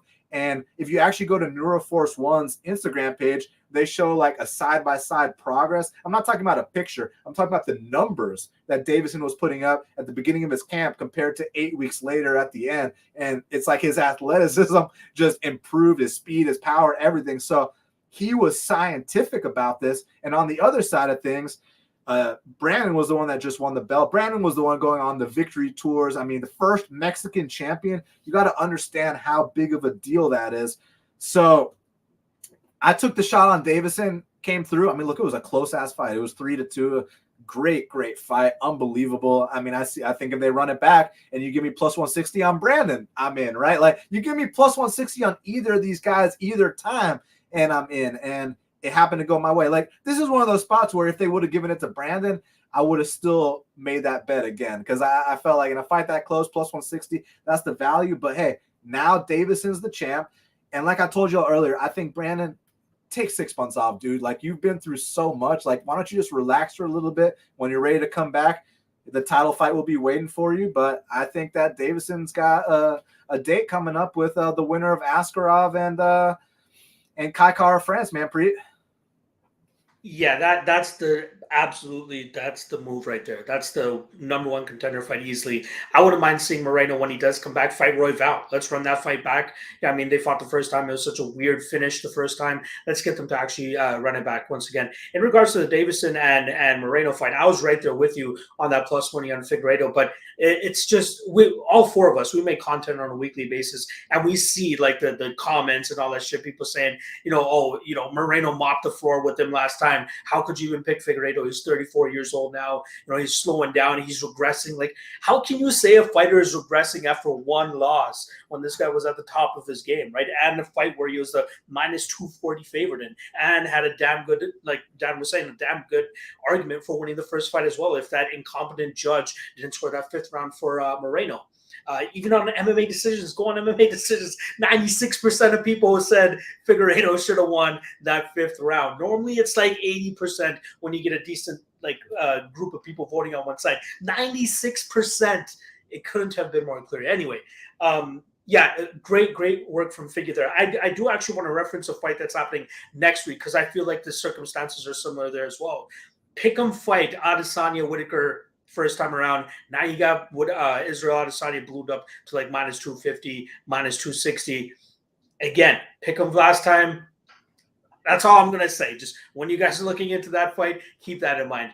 Figueiredo, I'm glad with the game plan that he went out there and executed. A lot of it, I was trying to get it out of Eddie Cha in terms of letting me know what the approach was for that fight. And the only thing that he would let me know is like, we want to leg kick as much as possible. Keep the activity visible just by throwing leg kicks. And then when the strikes start to open up for us, we're going to capitalize on that as well. Obviously, it could have gone a lot better because it's interesting how much he invested in it in that first round, especially with that calf kick. It seemed like he was hitting the calf, he was hitting the leg, and then he started to wane off of it a little bit. He'd go back to it every now and then. I just never understand why fighters don't continuously attack it how they do when they start off the fight. There's been so many fights in the past where the guy batters that lead wheel of his opponent and then they neglect it and just let their hands start going and completely don't even bother with the leg kick anymore. But great from Figueiredo, great game plan. They executed it to a T, and that just shows you why as analysts and predictors as ourselves, we can't get sucked into that overreaction of a betting market or anything like that. Like, we can't get sucked into why are certain like Israel Adesanya, again, I just keep going back to that, maybe because I just taped it a little bit earlier, right? Like, he's such a huge favorite against Jan Blachowicz that everybody thinks it's a foregone conclusion that he wins that fight, and he gets notably beaten in the striking realm for the first 2 rounds by Jan Blachowicz, and then he gets taken down in like the latter rounds there as well. And now again, like, there's just so many things that we have to take into consideration. But that Figueiredo plus 160, beautiful fucking bet. And I'd absolutely do the same thing in the rematch. If it's Moreno plus 160, likewise. It's a close fucking fight. It's a coin flip. And if the odds represent anything other than that, we have to take advantage of that situation. But Figgy, Askarov will probably be the next fight. I don't want to run off my guy Kara France too quickly there, but I feel like we're going to get Askarov versus Figgy probably later this year. Manpreet, let me say this. So, on one hand, I mean, you are so correct that no 2 fights are built alike. I mean, every fight is different. So from that point of view, I mean, I cannot debate. The only fundamental difference I'll bring up is that we actually had a reference point of Figgy beating Moreno the first time 4-1, getting mopped the second time. So like, at least we knew, like, on his best day, he can still beat this guy. Whereas the Whittaker Adesanya fight, I'm not saying Whittaker can't win the fight. I mean, you see a plus 200 on Whittaker, I can understand why you'd be tempted. He's world class. It's just we don't have that reference point of him having success against Adesanya like we did with Figgy and Moreno the first time. That's the only difference I have. I believe that's kind of baked into the line as well in terms of why he's a plus 220-ish at this point in time compared to the plus 160 that Figueiredo was in their fight. But if you just take the external factors going into that fight for Whittaker and kind of see how it matches up with what he's saying happened in the fight, the one thing that he keeps echoing after that fight was that he wanted to take Izzy's head off. Like, he wanted to go in there, be aggressive, and try to knock him out. That's not how you fight Izzy.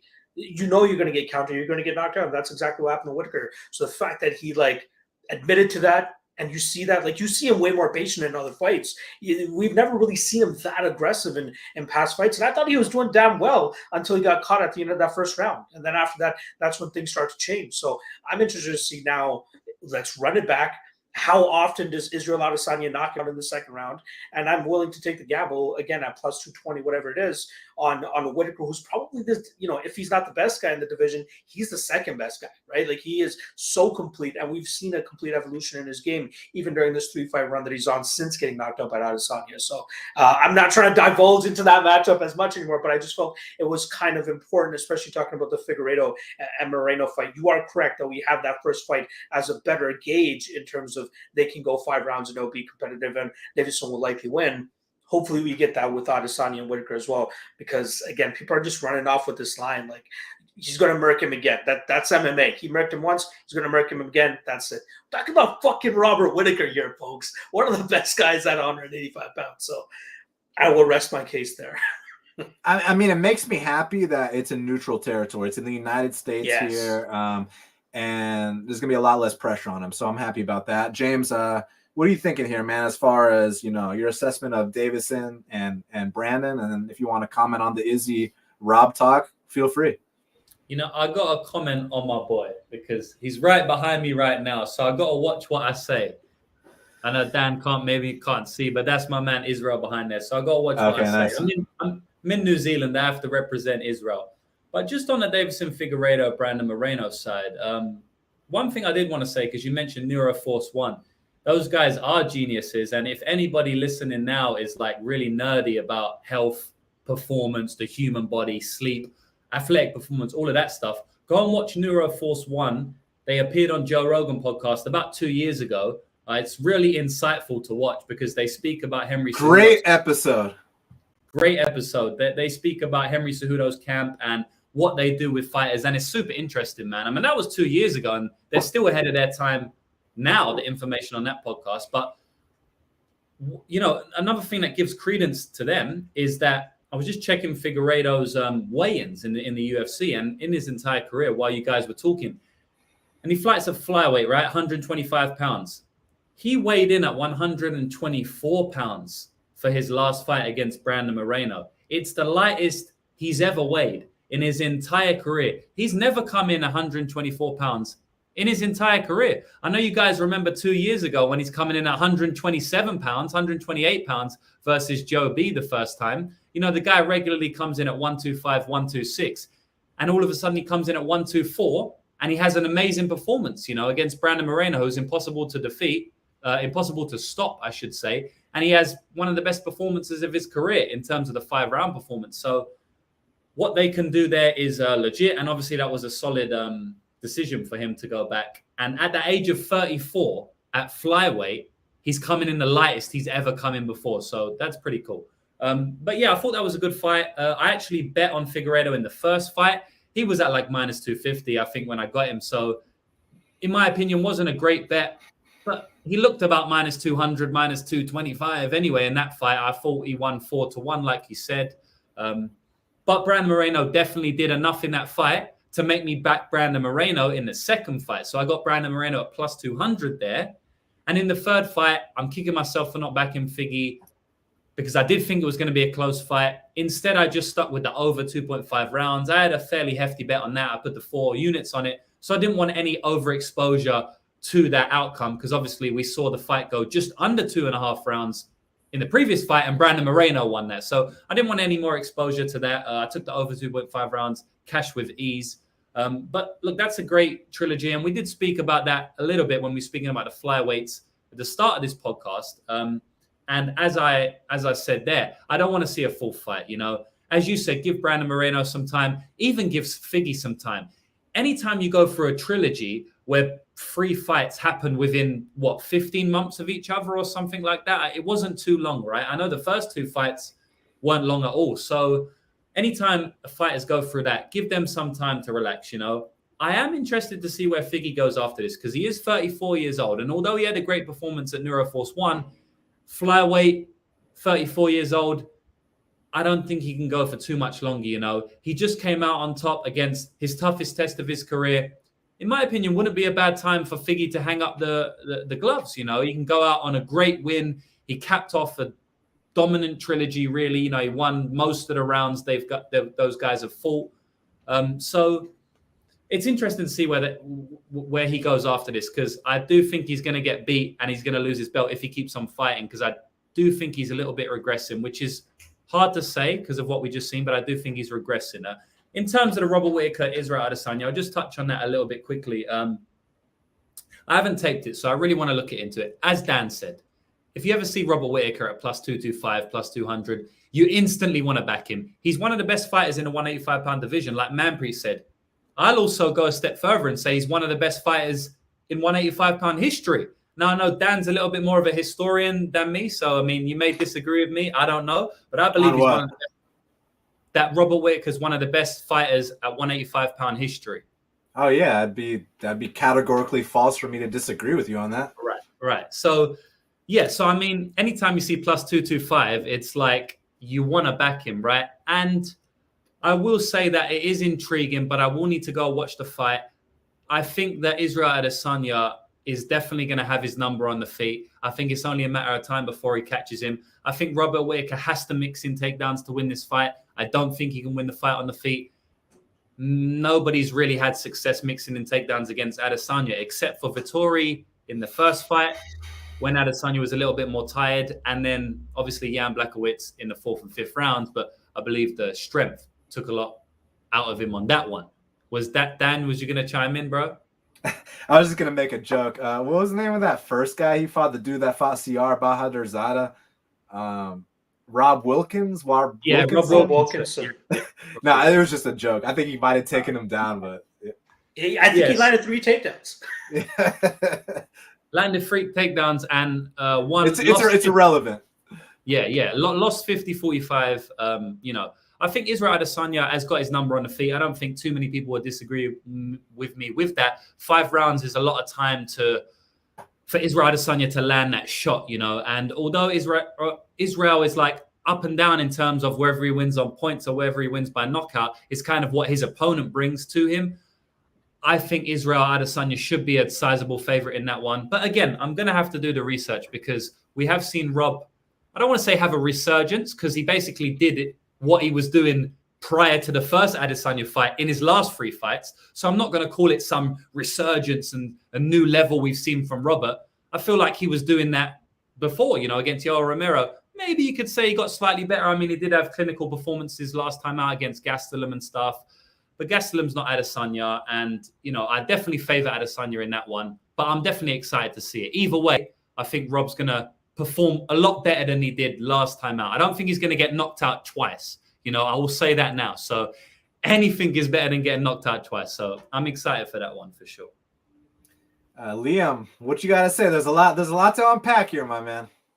Yeah, well, you know, I'll move quickly through that flyweight fight because I got it completely wrong. And, you know, I thought that we were going to just see a changing of the guard. You know, it's a rematch of a title fight that we had seen pretty recently. And it was, you know, a fight that was on the margins the first time. But, you know, clearly every close round was going to Figueiredo, right? So, like, I thought Figueiredo won that fight as well. But then we saw Moreno make some adjustments, fight smart, fight within his tight shell. And I thought he looked great. So I was like, man, this guy, maybe he's, you know, made the improvements, the adjustments. I thought he was going to be a much better grappler than Figueiredo. And what we saw was, you know, Brandon didn't try to proactively grapple very much in this fight. And when he did, Figgy was able to get the feet on hips and get back up to the feet. You know, I don't think Brandon created enough opportunities for himself there because he had a lot of success in the opening, or excuse me, in the second fight by putting Figgy on his back. But, you know, it seemed to me like Brandon got caught up in an ego fight and, you know, especially getting dropped early, he wanted to get it back and he rocked Figgy a couple times. He just couldn't get that same, you know, one impactful knockdown. And he's kind of that loose, flowy, bouncy footwork that can sometimes, when you get cracked on the chin, send you flying backwards in a back roll that looks horrible optically. So I think that was what cost him there. And, you know, maybe he'll learn from that. You know, I think Brandon's still a tough kid and a talented kid, so he could be back in the title scene. But I agree with James. I don't really want to see that next. Let's get some fresh matchups, some fresh parity in the octagon. But as far as this 85-pound title is concerned, you know, I respect James' opinion immensely, so I'm going to have to do my research before I make a wager here. Plus 240 seems very high in terms of a price on Robert Whittaker. I'm seeing that on the market right now. So, yeah, I would think it's a dog or pass situation on first look. Rob has pretty decent wrestling entries. And I think that Marvin Vettori, you know, he's kind of meat and potatoes, a lot of boxing from the outside, doesn't really do that much to get into the pocket. Whereas I think Rob's kicking game will give a couple more opportunities to try and disguise takedown entries. But, you know, ultimately Rob does get countered on those blitzes sometimes coming in, even by the likes of Darren Till and some of the guys who aren't, you know, on Izzy's level. And so it concerns me the amount of damage he's taken over the course of his career against somebody who hits like Israel Adesanya and who can find that target so consistently. So I think it's a great fight, a compelling fight. Izzy's definitely the deserved favorite. We saw how the fight played out the first time, but you know, it's the line getting a little steep when we have a striker versus striker type of matchup where one guy who might have the grappling upside is going to be like 30% or lower indication. That seems a little bit low to me. But you know, we have seen that the striking dynamics exchange over exchange favor Izzy. He's a little bit more layered and he's longer. So he's got that pullback offense that he's able to pull off. I think it's a tricky fight, but I'm excited to see it. And one last thing, because James, you're talking about Figgy retiring soon. I need him to do one thing before he retires. I need him to get just one more finish, because if he gets one more finish, he breaks the record for all-time finishes in the flyweight division. So let the guy go out there with a record. I mean, he's already the only two-time flyweight champion in UFC history. He's defended the belt before. All we need is that record for most finishes. Then after that, sail off into the sunset, my man. But I do kind of want to see him get a couple more big paychecks. I feel like the flyweight division is really emerging right now, and it's at the biggest place it's ever been because, I mean, like, Davison doesn't even speak English, and he's putting in more effort in promoting fights than, you know, that other champion we had back in the day. So Z says, who's got the record right now? Right now, it's actually tied between Davison and Demetrius. They both got 7 finishes each, but Davison gets one more. He gets that 8. I mean, he's already number 1. I'm just saying, if he wants to be number 1 and not tied with anyone else, he's got to go out there and get one more finish. So once he does that, he's the all-time leader. So I'm excited to see that. Manpreet, I know you had to dip out, man. I truly appreciate you stepping in here, giving us a couple minutes of your time, man. Always a pleasure talking with you. Anything you want to tell the fans, go ahead. Not much, man. I'm glad for the invite. I would love to do this more often with you guys. This is dope. Just to shoot the shit, no real agenda. Just kind of chop it up with you guys. It's always fun to just talk to guys that are like-minded in a sense with how much we love the sport and kind of how we view it as well. So shout out to you guys. Again, I just stumbled upon this. I'm like, shit, all 3 of these guys too. Let's get it in. So I was glad that I was able to get it in with you guys. But yeah, shout out to everybody watching. Obviously, drop a like and subscribe for my guy Dan. Always killing it. Shout out for that Jamal Hill interview earlier today. And shout out for the doubleheader, man. You really killed it today as well. So yeah, good luck on everybody's wagers this coming week. There's a ton of content still to come out throughout the week from all 4 of us. So hope everybody enjoys it and appreciate the continued support from the entire community. Peace out, guys. Yes, sir. You deserve it, buddy. Speak soon, all right? Awesome. Well, that's my boy, Manpreet. Now we're back to the trio, gentlemen. So, look, we got to talk about this kid, Said Nurmagomedov, man. I mean, like, when Cody Stamann is in there, I mean, usually if he's going to lose a fight, it's at least going to be like a hard-fought, tooth-and-nail battle. Like, I still think he gave Merab his toughest fight in the UFC most recently. I mean, I know Ricky Simone, like, now this is going to be controversial. Some of y'all are going to disagree with this. If you go back and you watch that Ricky Simone versus Merab fight, just start it in round 3. Merab knocks himself out on a takedown attempt. He literally goes head first into the mat, goes limp, and that's when Ricky Simone was able to reverse him, get on top, and finish the fight. And I know that sounds controversial. I love Merab too. But besides that, I thought that Cody Stamann gave Merab his toughest fight. I thought that was a great fight. And all these other ones he's losing, minus the Rivera one, that was kind of like not a spirited effort on his part. But even the Aljo fight, he won the first round. So, like, Cody Stamann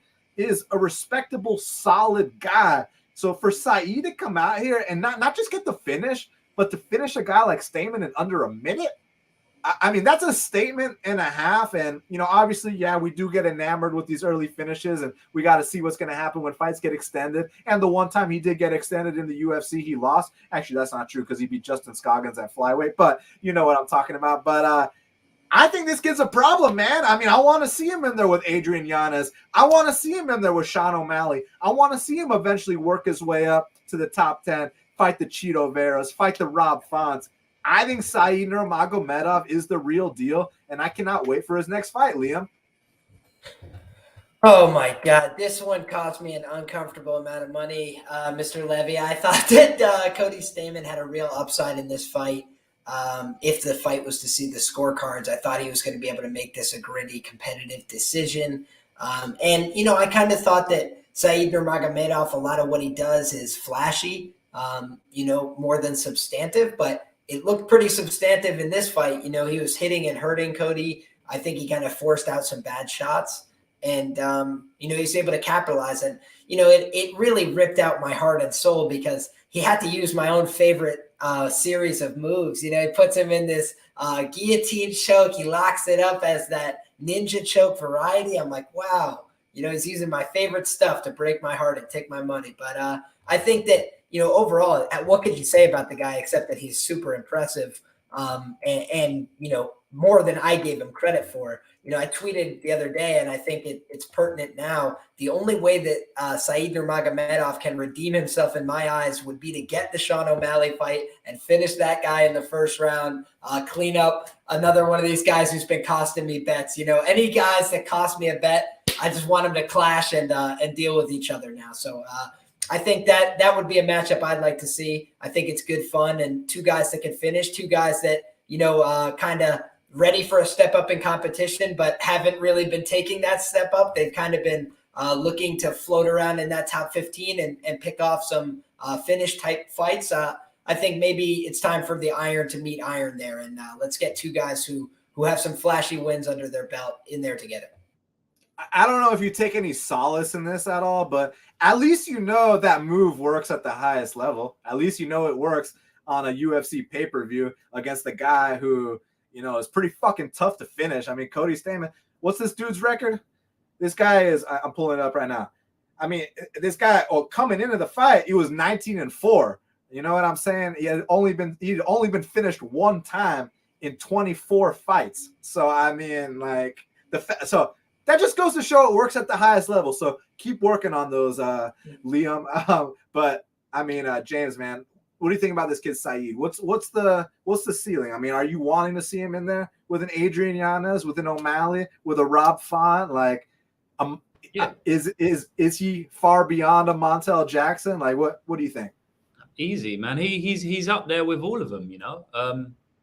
Definitely. I mean, we can see it. Barcelos is up there with all of them. I know he can be a little bit low volume and stuff, but he went to a very close fight with Barcelos. If Barcelos didn't get that back control in the last round, he may have won that fight, Said Nurmagomedov. His only losses are Barcelos and Bibulatov. Bibulatov is a solid fighter. He used to be in the UFC. After the UFC, he's won all his fights.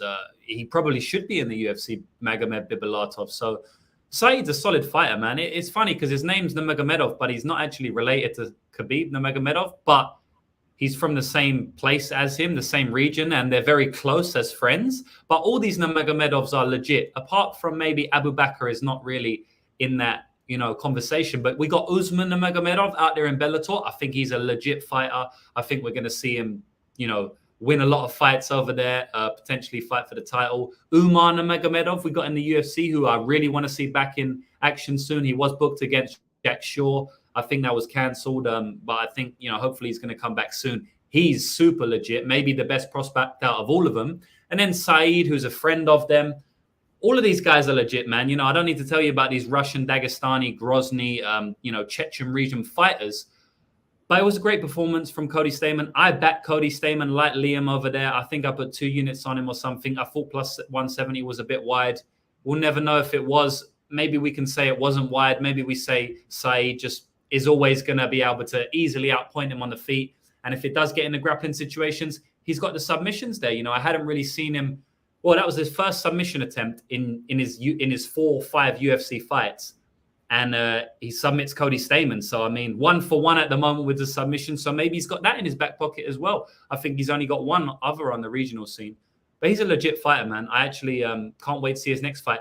I think a good fight for him next, not from what he quote unquote deserves, but just from my personal selfishness, I'd like to see him fight Timur Valiev, because Valiev obviously, beat Barcelos last time out in that close fight. But Valiev's a super fun fighter, right? He'll throw hook kicks, he'll throw spinning kicks, he'll jump kick, and Said will do that as well, right? So I think both of them will have an interesting dynamic. It might be like a crazy ninja fight. Kind of reminds me of when Alex Caceres took on Yair Rodriguez back in the day. It was just like spinning for 15 minutes. So I think Valiev versus Nurmagomedov would be a good fight. But if you want to put him up there in the rankings a little bit, I think he can take on anyone in the top 15, maybe outside of the top 5, and be competitive in probably UFC's most competitive division, bantamweight. It's either that or lightweight. But I still do think there's questions there on the grappling side, which is why I backed Cody Stamann. I do think he can be grounded, and I do think he can be controlled from top position, as we've seen Bibulatov do to him, although that was a while back. I do still have questions there, but I have questions on every single fighter in the world. You know what I mean? So it's not like a detriment that I do have questions on him. But yeah, it's time to, if you don't want to give me that Valiev fight, it's definitely time to step up and get him a ranked fight next. Well, Valiev's fighting Jack Shore, which I guess I'll give my pick now. I actually think it's first L time for Mr. Shore, who I respect a lot. I think he's a great fighter. Just, he'll be back better after this. But my only thing with Saeed and Valiev, yeah, as a matchup, I mean, come on, it's a great fucking fight. But are they like, do they train together? Do they have the same management? I mean, is there a Russian connection? Like, because they might be like, oh, that's my brother, because they're all brothers, right? So that's the only reason that fight might not happen. But it's a great fucking fight. I mean, no question about it. And then a couple other Magomedovs, one that's not in the UFC, Ramazan Kuramagomedov. I think he's immensely talented. I know he doesn't have the most exciting style at times, even though I thought his Contender Series fight was super exciting. And he also fought my boy Robert Hale back in the day, and that was a great fight too. I think he's one to look out for. And honestly, I'm not so low on Abubacar either, man. I was excited to see him fight Daniel Rodriguez. Like, that was supposed to happen. And I think Abubacar had to pull out, and they brought in Kevin Lee or something like that. Like, I don't remember, but D-Rod and Abubacar were supposed to fight, and I was looking forward to that. So, yeah, I mean, it's like one of those things where Abubacar maybe like he has taken some L's, but when he wins, it's the typical Russian coast style. Like, he's gonna, you know how they fight. I don't gotta explain anything about that. So yeah, moving on. Michael Morales knocked out Trevin Giles in the first round. Now it's interesting because in these spots, usually when you get the unproven guy at chalk versus the veteran at dog money, I mean, I understand why you'd want to take the veteran at dog money. But let me tell you about a couple spots like this where I've been burnt, right? So there was a fight between, and I talk about this all the time. So if you guys have heard me mention this example a million times, I apologize in advance. Actually, I don't want to apologize, But anyways, Tyler Santos versus Mara Romero Barella, right? I bet on Tyler Santos at minus 150 against Barella. I watched all the tape, and everything told me minus 150 on Tyler Santos against Barella. Like, are you fucking kidding me right now? And then she goes and loses a split decision. And I would make that bet 100 more times. I mean, Tyler Santos is going to fight for a title soon. Barella is nowhere to be found. This shit happens. Another one, Makdessi versus Bahamondes. Like, I get it. At the time, I shouldn't have been laying that kind of price on Bahamondes. I truly believe if they rematch, Bahamondes wins that fight. So now with Michael Morales and Trevin Giles, even though I picked Morales, in my head, it fucked with me because of those two examples I mentioned, where it's kind of like the whole, potential versus credential type talk or whatever. Trevin Giles obviously is an established UFC fighter. Michael Morales has not fought anybody at all. So you would just be basing it off of the potential you see, kind of like I was basing Tyler Santos off the potential I saw, kind of like I was basing Ignacio Bahamondes off the potential I saw. So here, like, I picked Morales, but I didn't bet it because of those other times. And it's like, should I even look at those examples and let that hinder my decision? Because do you feel what I'm saying? It's like sometimes it's not always the person who's going to project to go further that wins, because experience truly does count for a lot, James. Yeah, I guess just like a case-for-case basis, man. You just have to make that decision when it comes to it. Like the one with Michael Morales, for example. Well, I want to touch on first. About a year ago when I probably started creating content a couple of years, probably 2 years ago now. But I remember about a year and a half ago, I made a video when I was on holiday. I got my ex-girlfriend to record it. Pretty funny. I was by a cliff, right? I thought this would be a great backdrop for a video, when probably it's just better if I'm sitting in front of a camera. But I thought it was like I was in front of this great mountain, right, out here in Queenstown. I don't know if you went there, Dan. Beautiful place in New Zealand. And I did a video, and the video was titled, I didn't upload it, but it was titled, "Do Not Bet on Fighters Making Their UFC Debut." And then I listed off about 8 fighters in a row of fighters who have lost their UFC debut, but gone on to be amazing UFC fighters. And there's so many of them, right? Eddie Alvarez. Eddie Alvarez, he's a UFC champion. Honestly, Anthony Pettis. Okay, so I mean, you guys know what I'm talking about. I was going to say I can't even remember the ones what I listed off, but you've listed off 2 there for me. And there's a lot more than that. Honestly, I couldn't even fit them in my video. There was like 15 of, household UFC names. A few of them were champions that lost their UFC debut. So you definitely have to be careful when betting on fighters making their UFC debut. You know, I guess with the Contender Series, they have like a, you know, some form of introduction before their debut. It might make it a little bit better than maybe coming straight off some random regional scene. I guess you have fought in front of the boss, Dana White, before. You have felt that pressure of the UFC wanting to sign you. You have been in the octagon. So it might be a little bit different from a Contender Series guy like Michael Morales. And just specifically on Michael Morales in that Trevin Giles fight, it's really annoying because I actually bet against Morales in his Contender Series fight, which is a bad bet by me because I bet on this Veretennikov guy who was like minus 200, right? And honestly, if you go back and watch that fight, like it's a fairly close fight, but Michael Morales clearly wins the fight. Obviously, should never have been the underdog. Terrible bet from me. But he didn't blow Veretennikov away. It was like 1-1, right? On 2 judges' scorecards, Veretennikov won the first round. He lost the second round. But the third round, Veretennikov was on top of him. He was going to win the fight, but he was just too tired. He gassed out Morales, switched position, and won the fight, right? Then Dana signs him. But the thing about that fight, that really impressed me for Morales because I didn't think he'd be able to hang in the clinch or the grappling at all with Veretennikov. He ended up winning the clinch battle. So I knew that this guy has made heavy improvements from what I saw on tape, which is kind of what you're speaking to a little bit as well. And when you're betting on potential, right? So when he was fighting Trevin Giles, I go back and watch Morales' tape first. And when I'm watching the tape, I'm like, I think I'm going to be on Trevin Giles here, man. Trevin Giles is an underdog. Like, I rate Morales because of what he did to my last bet. He won the bet against the minus 200 favorite, which I bet on. So he definitely impressed me. But I'm pretty sure I'm going to be on Giles. Then I actually watched the tape on Giles and I was like, yeah, I'm not going to be on Giles because Trevin Giles does a lot of questionable things in the octagon, right? Even in that fight, he had him hurt and then he shot for a takedown and then he ends up getting knocked out. So I'm glad I saved my money there.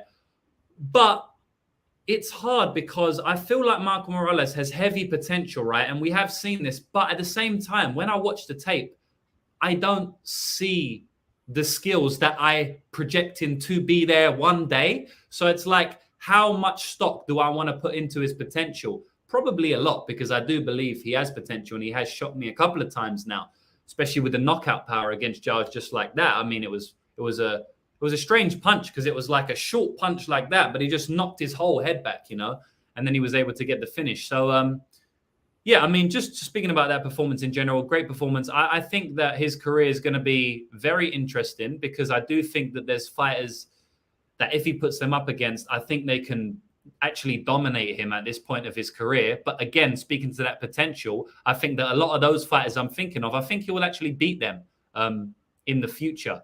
You know, I think he's like a wrestling champion out there in Ecuador. I saw he's getting a lot of praise in Ecuador. He got the key to the city. You know, I don't even necessarily know what that means. I've heard it since I was a kid, but I don't even really know what a key to the city means. But it's pretty important to be given that. So, you know, the pressure's going to be on his back now. But I'm definitely excited to see where his career goes. You know, Dana White's super high on him. And I think he's got heavy potential. He's 23 years old, man. So he's probably one of the most exciting prospects in the UFC right now.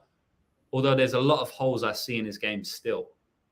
I mean, look, the kid's 22 years old. But if his other Ecuadorian counterpart is any indication, there's only 2 Ecuadorian fighters in the UFC, Marlon Chito Vera and Michael Morales. And Morales is only 22. I mean, he's way ahead of where Chito Vera was when Chito was 22. I don't know if y'all remember when Chito first came into the UFC and it was just raw potential, but like everything else had to be ironed out. Like there were massive holes in his game. And now he's like a top 10 guy on planet Earth. So he's come a long way. He's paid his dues. Whereas Morales, in his debut, he's already knocking out an established vet of the sport. And I'm not convinced that Chito got a parade back in Ecuador. So I mean, what do you think, Liam? I mean, look, I know it's early. He's 22. He's only had 1 fight in the UFC. We don't really know much yet. But when you look at the kid, I mean, do you see potential top 20? Do you see potential top 15? Or do you just see an exciting action fighter? Like, I know it's early to tell and we might be way off, but what's your gut telling you about this Michael Morales kid? Yeah, so I bet on Michael Morales in that fight, which is something that I don't normally do with UFC debutants. But For me, Trevin Giles, like you guys mentioned, right, has some of those questionable fight IQ moments. But moreover, he was making a drop down in weight class. A lot of times we see guys do that and it doesn't work out so good. And we see them get knocked out in the first round at a pretty alarming rate, which is something that I'm only now putting together in hindsight. But, the Kai Kara France Cody Garbrandt fight also comes to mind, right? Where these guys who are even established go down, try and, get that fresh coat of paint, like Chael Sonnen would say. But it's one thing when you go up in weight class. Yes, you have to deal with bigger guys, and that could go the wrong way too. Chris Weidman, Dominic Reyes, a quick, easy example of that. But that's a 20-pound gap, 45 to 55. A lot of guys can make that transition and be very competitive. 55 to 70, we've seen some guys, RDA, for example, has had some success going back and forth a little bit. But, man, going from, 185 down to 170, that's a 15-pound cut. I think Trevin Giles wasn't really used to cutting much weight. And so, the ultimate concern that people have is to not get finished, to not get tired. And I think that Trevin Giles had both of those fears in that fight. Coming down to 170, how's my body going to perform? How's my chin going to hold up? And especially, he's got this young, fresh kid in front of him. Where's he going to go in the fight? He's like thinking about the grappling. I don't know if he was going to win the grappling in that fight, exchange over exchange. Maybe he could have, but then we see, how's it going to go on the feet? He probably doesn't have the power to hang with this guy. He certainly doesn't have the durability to hang with him at this point. And that's what's getting a little scary for Trevin, is that Dricus du Plessis knockout makes a lot of sense. That guy hits like an effing truck. He's an 85-pounder, right? All of that adds up. But then he's trying to get the fresh coat of paint. He tries to make the lifestyle changes, go down a weight class, and even down at 170, he can't take the punch. So I think either he's got to, reconstitute himself at 185 pounds. He's got to make a more disciplined, long-term approach to this weight cutting. It's just he's kind of stuck between a rock and a hard place. I don't know that Morales is ready to beat, every guy he's going to take on in the UFC. I certainly don't think that. But at a pick'em price against a guy with so many red flags, I was willing to take the shot there. And I think that, maybe we get a good price to fade Morales going forward if he gets a really stiff challenge next time out and he's not ready for it, because he is green. He is a little inexperienced. And I think the desire for the UFC is often to step these guys up fast and find out what they're working with. And that could just lead to disaster when you got a 22-year-old kid. And like you mentioned, key to the city, probably going to get some opportunities. A young man in the game, I don't want to speak out of turn, but you start getting some opportunities, some money, some, the girls want to hang out with you. Whatever you're doing, this guy might just have some new avenues open up in his life, have some distractions. So I think Michael Morales, talented guy, lots of upside, lots of potential, but also very young. And we got to give this guy some room, some space to grow. I don't want, he loses his next fight, everybody goes, oh, he's a fucking scrub, just throw him out. And that's sometimes what we do in this game. So I want to just take, a long-term view on this guy, and let's see where he's at when he's 25. I think he's going to be probably in a prime position, probably in the rankings. Do you by chance know if he's still training in Ecuador, or has he made the switch to the States yet? I feel like he's in the States, but I just can't remember. Okay, because that was one of the crucial decisions that Chito Vera made. Because like I said, y'all remember when Chito Vera was like the greenest guy on the roster. He had that raw potential, but he was just so fucking green. When he fought Davey Grant the first time, when he fought Marco Psycho Beltran, when he fought Roman Salazar, he had to make a change. He was training in Ecuador literally with cab drivers, with non-fighters. Then he moves to the States, and you saw the run he's on. He's a top 8, top 10 guy on planet Earth. So maybe Morales already trains in the States, but if he doesn't, I hope he makes that switch soon. I think Morales, just looking here, and I actually remember from his Contender Series fight, he's out there in Tijuana with Brandon. Oh, yeah. You're right. Yeah. Brandon That's right. Gym. Good call. Pretty solid gym there. He's got some good training partners. But yeah. I mean, it's always good coming up to the US. That's much better than the training in Ecuador. So that, I mean, a world champion, Brandon Moreno, was training there. So that's good enough for me. So I'm glad that just shows maturity that, you know, he was willing to get out his comfort zone, go somewhere else, and get the better training. And hopefully, you know, hopefully we see better things from him as his career progresses. So we're hitting the 2-hour mark, so we got to get out of here soon. There's just two guys I want to talk about before we get out of here. Victor Henry and Jack Della Maddalena. I think we cannot leave the show without talking about those two. Firstly, Victor Henry. I mean, when you show up to the UFC with like 26 pro fights, you've never been finished one time. This guy has been through the ups, the downs. He's well-rounded. He's in great shape. He was disrespected because we all thought I thought Ione Barcelos was like a future top 10 guy. But I got a bone to pick with Ione Barcelos management, which actually I got a lot of respect for. I think it's Ed Soares who brought up the great Anderson Silva, amongst others. I mean, I got all the respect for Ed Soares. But Ed, y'all had a fight against Rafael Assunção booked. You know what happens when you beat Rafael Assunção. You move up the rankings. Assunção's got a win over basically everybody in the top 15. Sterling, Dillashaw, Munoz, Font, etc., etc., etc. So going out there and beating a guy like Assunção, that's massive. And, of course, Assunção pulled out the fight. And I'm thinking to myself, like, dude, let's wait for Assunção to come back because you beat him. That's a guaranteed ranking. And what does this guy do? He goes out there and he fights an unknown, dangerous opponent named Timur Valiev, who no one knows who this guy is. He's unranked, but he's just as good as a lot of the guys that are ranked. That's a stupid fight. Comes in here with Victor Henry, who has literally nothing to lose, who is also just as dangerous and as experienced as all these other guys, but no one knows who he is, loses another tough fought fight.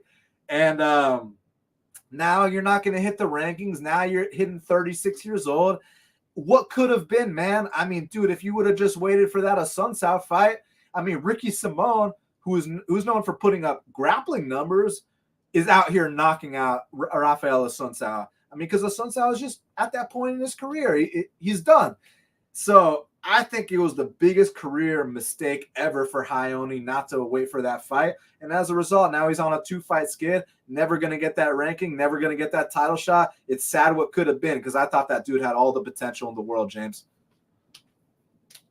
Yeah, it is sad. It's sad for Ione, and I don't want to make it about me, but it's also sad for me because I bet on him at like minus 300. Another thing that's sad, and I spoke to Z about this last week, is that Ione Barcelos made like 28,000 for that Victor Henry fight, which is, I don't want to get onto fighter pay, but just talking about management and his management specifically, he should be getting paid more than 28,000 for a fighter who has been in the top 15, for a fighter who has put on the performances he's put on, for a fighter that's beat Said Nurmagomedov and some of the fighters he's beat and some of the ways he's beat them. But yeah, it's funny because you mentioned Jack Della, right, as well. And when you mentioned Victor Henry and Jack Della, in my mind, I'm like, okay, Victor Henry, I made the worst bet of all time on Ione Barcelos. And then Jack Della, I made one of the best bets of all time when he fought Ange Lusa in his debut in the Contender Series fight. I bet him via decision at like plus 500. With the Victor Henry, I mean, this guy's a solid prospect, I was really stupid in that fight. Just to speak about my bet quickly, because I feel like I want to address it. I bet him at minus 300. I didn't bet him at like minus 500. So I guess I feel a little bit better because I actually did think the line was getting too wide when it moved past like minus 500. I think it got to like minus 550 at one point on a couple books. But I just thought that the boxing would be heavily in Barcelos' favor. I thought the kickboxing would be close, but I thought he would land heavy shots, and I thought that they would basically win him the fight. And I also thought that the grappling, I thought it was a white belt fight in a black belt in Barcelos versus Henry. Obviously, the grappling, it never got there. Should I have expected Barcelos to pursue takedowns? No. Has he ever pursued takedowns in his career? Not really. So I shouldn't have expected that. That was a terrible expectation from me. But I did think that he'd just land on the feet and be able to knock him out. Now, the big difference in that fight was that every time Barcelos got touched on the chin, his legs started to wobble, right? Which we haven't actually seen from Barcelos before. So it's pretty interesting how that happened in this fight. Because Victor Henry, let me tell you something now, the guy's an amazing fighter. He's not a heavy hitter, right? I've watched his tape. I've watched his regional scene. He isn't a one-punch knockout artist. He isn't a powerful puncher. But he was wobbling Barcelos all over the gaff. So I don't know whether it was something with his weight class. Maybe he's just getting too old. Barcelos is getting a little bit on now. And the opposite side, Victor Henry, when he got hit with shots, because he got hit with absolute bombs that have put down people like Timur Valiev, like Khalid Taha. You know, they've almost ended people's nights. And he just ate them like it was nothing. Like it literally didn't do anything. So very impressed with Victor Henry. Want to give a big shout out to Liam, because I know Liam was on Victor Henry at like plus 400 or plus 320, or you need to tell me the number there. That was an amazing bet. Well done to you, bro, because that was one of the best bets of the year, in my opinion. Potentially the best bet of the year so far. Look, it was a close fight, but he deserved to be a minus 120 favorite, you know, and the guy was like plus 350 or whatever it was. So great bet there. I don't know if you want to touch on Jack Della right now. I will just say that I think he's a serious prospect, and I didn't want to bet on him at minus 300 against Pete Rodriguez, who I knew nothing about. You know, I didn't have too much interest there, but I'm definitely interested to see him going forward, because I've been high on him since I started watching him, which was for that Contender Series fight. I know most of the people I spoke to was on Ange Looser in that fight. I was on Jack Della, and a lot of people were saying that. Liam's saying so we went 1 for 1, bro. But I mean, you had the plus 325, so you beat me on that one. But yeah, about Jack Della, a lot of people saying he looks a lot better now. I mean, I felt like he's always looked good, you know, but he's definitely improving. I'm very excited to see both of these guys' career. You know, Jack Della, we need to take him a little bit slower. He's only like 11-0. He doesn't have much competition, you know, experience. Victor Henry, on the other hand, he can go now, you know, put him there now, because the guy's got like 25, 26, 30 fights or whatever it is. He just beat Barcelos, you know. Jack Della, with all due respect, he beat Pete Rodriguez, who was 4-0 and never fought in the UFC, and Ange Looser, who's a decent fighter who had never fought in the UFC. But Victor Henry, he just beat a top 25 guy, a top 20 guy. Let's get him a run right now, because, you know, time is of the essence with him. But both guys, very impressed with, and really excited to see their careers play out. Damn, Liam, so humble. I never heard that you had a bet on my boy Victor Henry. God damn, son. God damn. Well, I'll tell you what, you know, bet sizing matters, ladies and gentlemen, because I still came away with a losing night despite hitting the best underdog on the card, because I was a little overexposed on my boy Cody Stamen. So dangers of bet sizing. That's why we always got to size responsibly, bet smart, not hard. But what I think was the takeaway for that fight, you know, I expected Barcelos to win that fight, but I thought it was split decision territory. You know, Barcelos isn't really a guy that runs away with it a lot of the times. He fights within the margins, and he's got a lot of skills, but people respect the shit out of them, right? Like, people fucking love Hani Barcelos, and I get it. You know, he's a fun guy. He's awesome.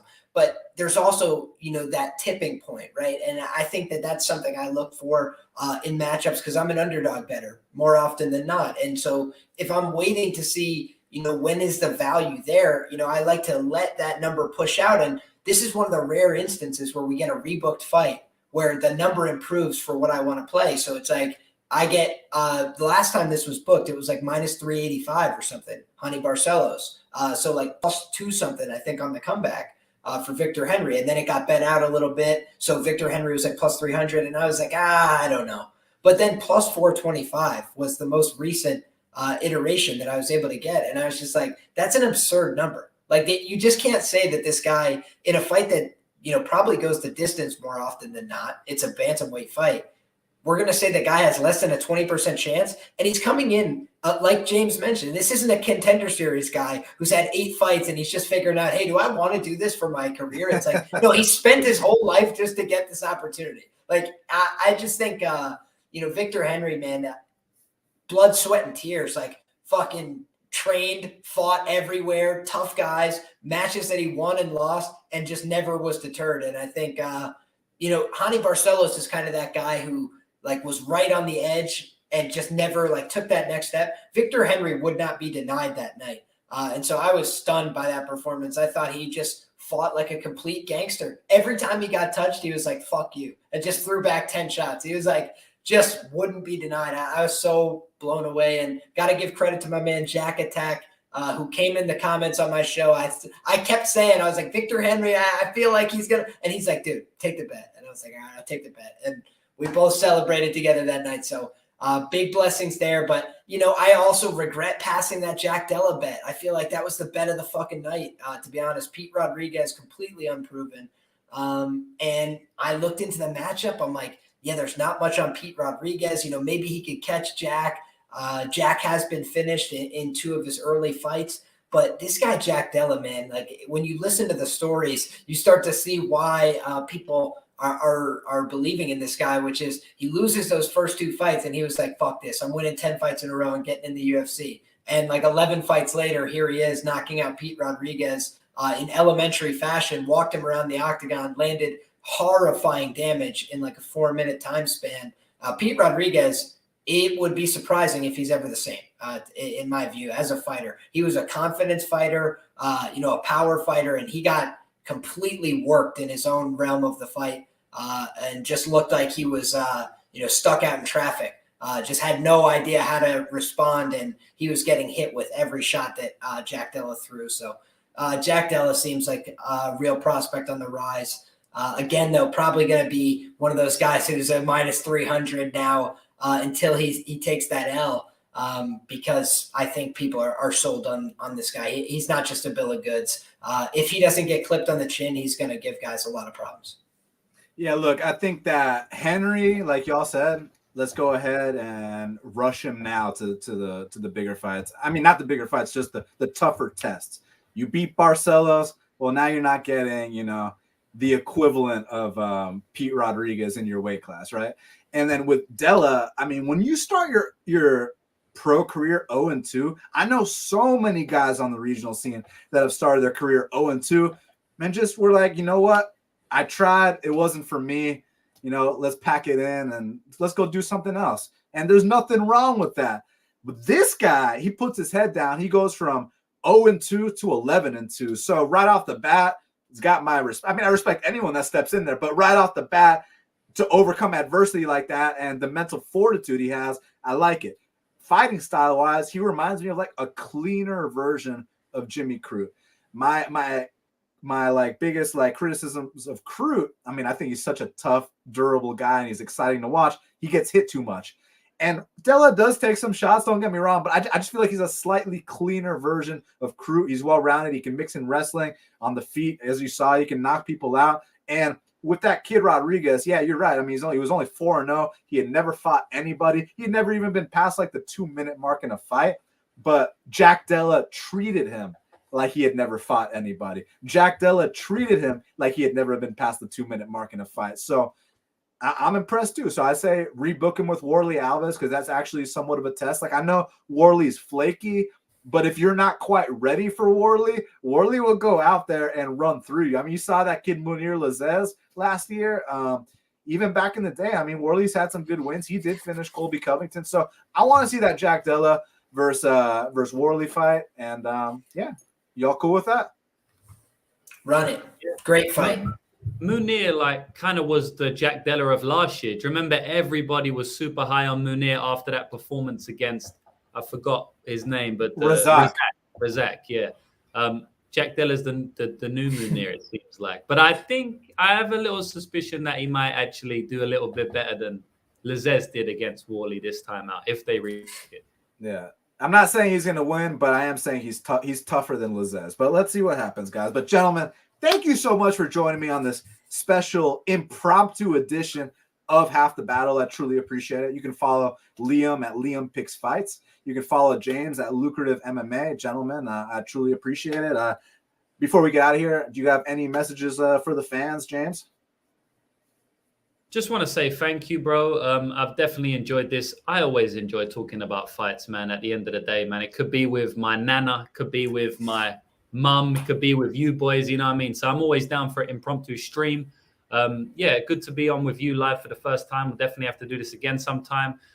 Everybody good luck on their bets, you know. That's what we try and do here. We try to educate, we try to give you guys good picks and keep you guys entertained as well. I mean, I'm entertaining myself, so hopefully you're entertained as well. Good luck this weekend. I can't wait for the card. This is a sleeper card this weekend. We didn't touch on it, but it's a sleeper card. You know, a few people saying, there's not very good names on this card. Trust me, this card's a sleeper card. So exciting for this one. And then obviously we got the big one coming up in a few weeks. So yeah. Thanks, boys, and I'll see you on the other side. Yes, sir. Take care, James. Liam, any last words? Absolutely. Just wanted to say thank you again for the opportunity, my man. Always a blast talking through these fights. Started off the year, basically break even. So I still got to prove myself, wake up every day with a chip on my shoulder. And I'm ready to get after it for this card, fired off some underdog shots and ready to get after it, dig back into the tape and see if there's anything on that prop market that catches my eye. But I think that we're in for a treat. Like James mentioned, this is a fight card for the hardcore fans to celebrate. I think there's a lot to dig into here. So I'm excited to get after it, man. Another great fight card. Awesome. Well, gentlemen, I truly appreciate it. I just got to give my plug. So I'm going to remove y'all. But guys, it's been an absolute pleasure and we'll speak very, very soon. Thank you guys very much. So y'all make sure y'all follow Liam and James. It's been an absolute pleasure speaking with both of them. So guys, thank y'all for being here, man. 2 fucking hours. This is pretty badass that y'all lasted this long with us, man. It's been an absolute pleasure. Initially it was supposed to be me and Phil Rowe.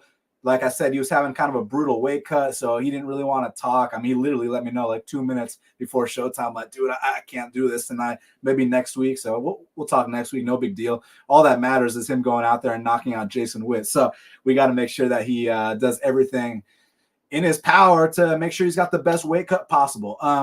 Make sure y'all follow me at BestFightPicks. Subscribe to Half the Battle on iTunes, SoundCloud, YouTube, Stitcher, Spotify, all the places where we are available. I'll be back Saturday morning, 10:30 a.m. Eastern time with Shaq to break down the entire card, Strickland versus Hermanson.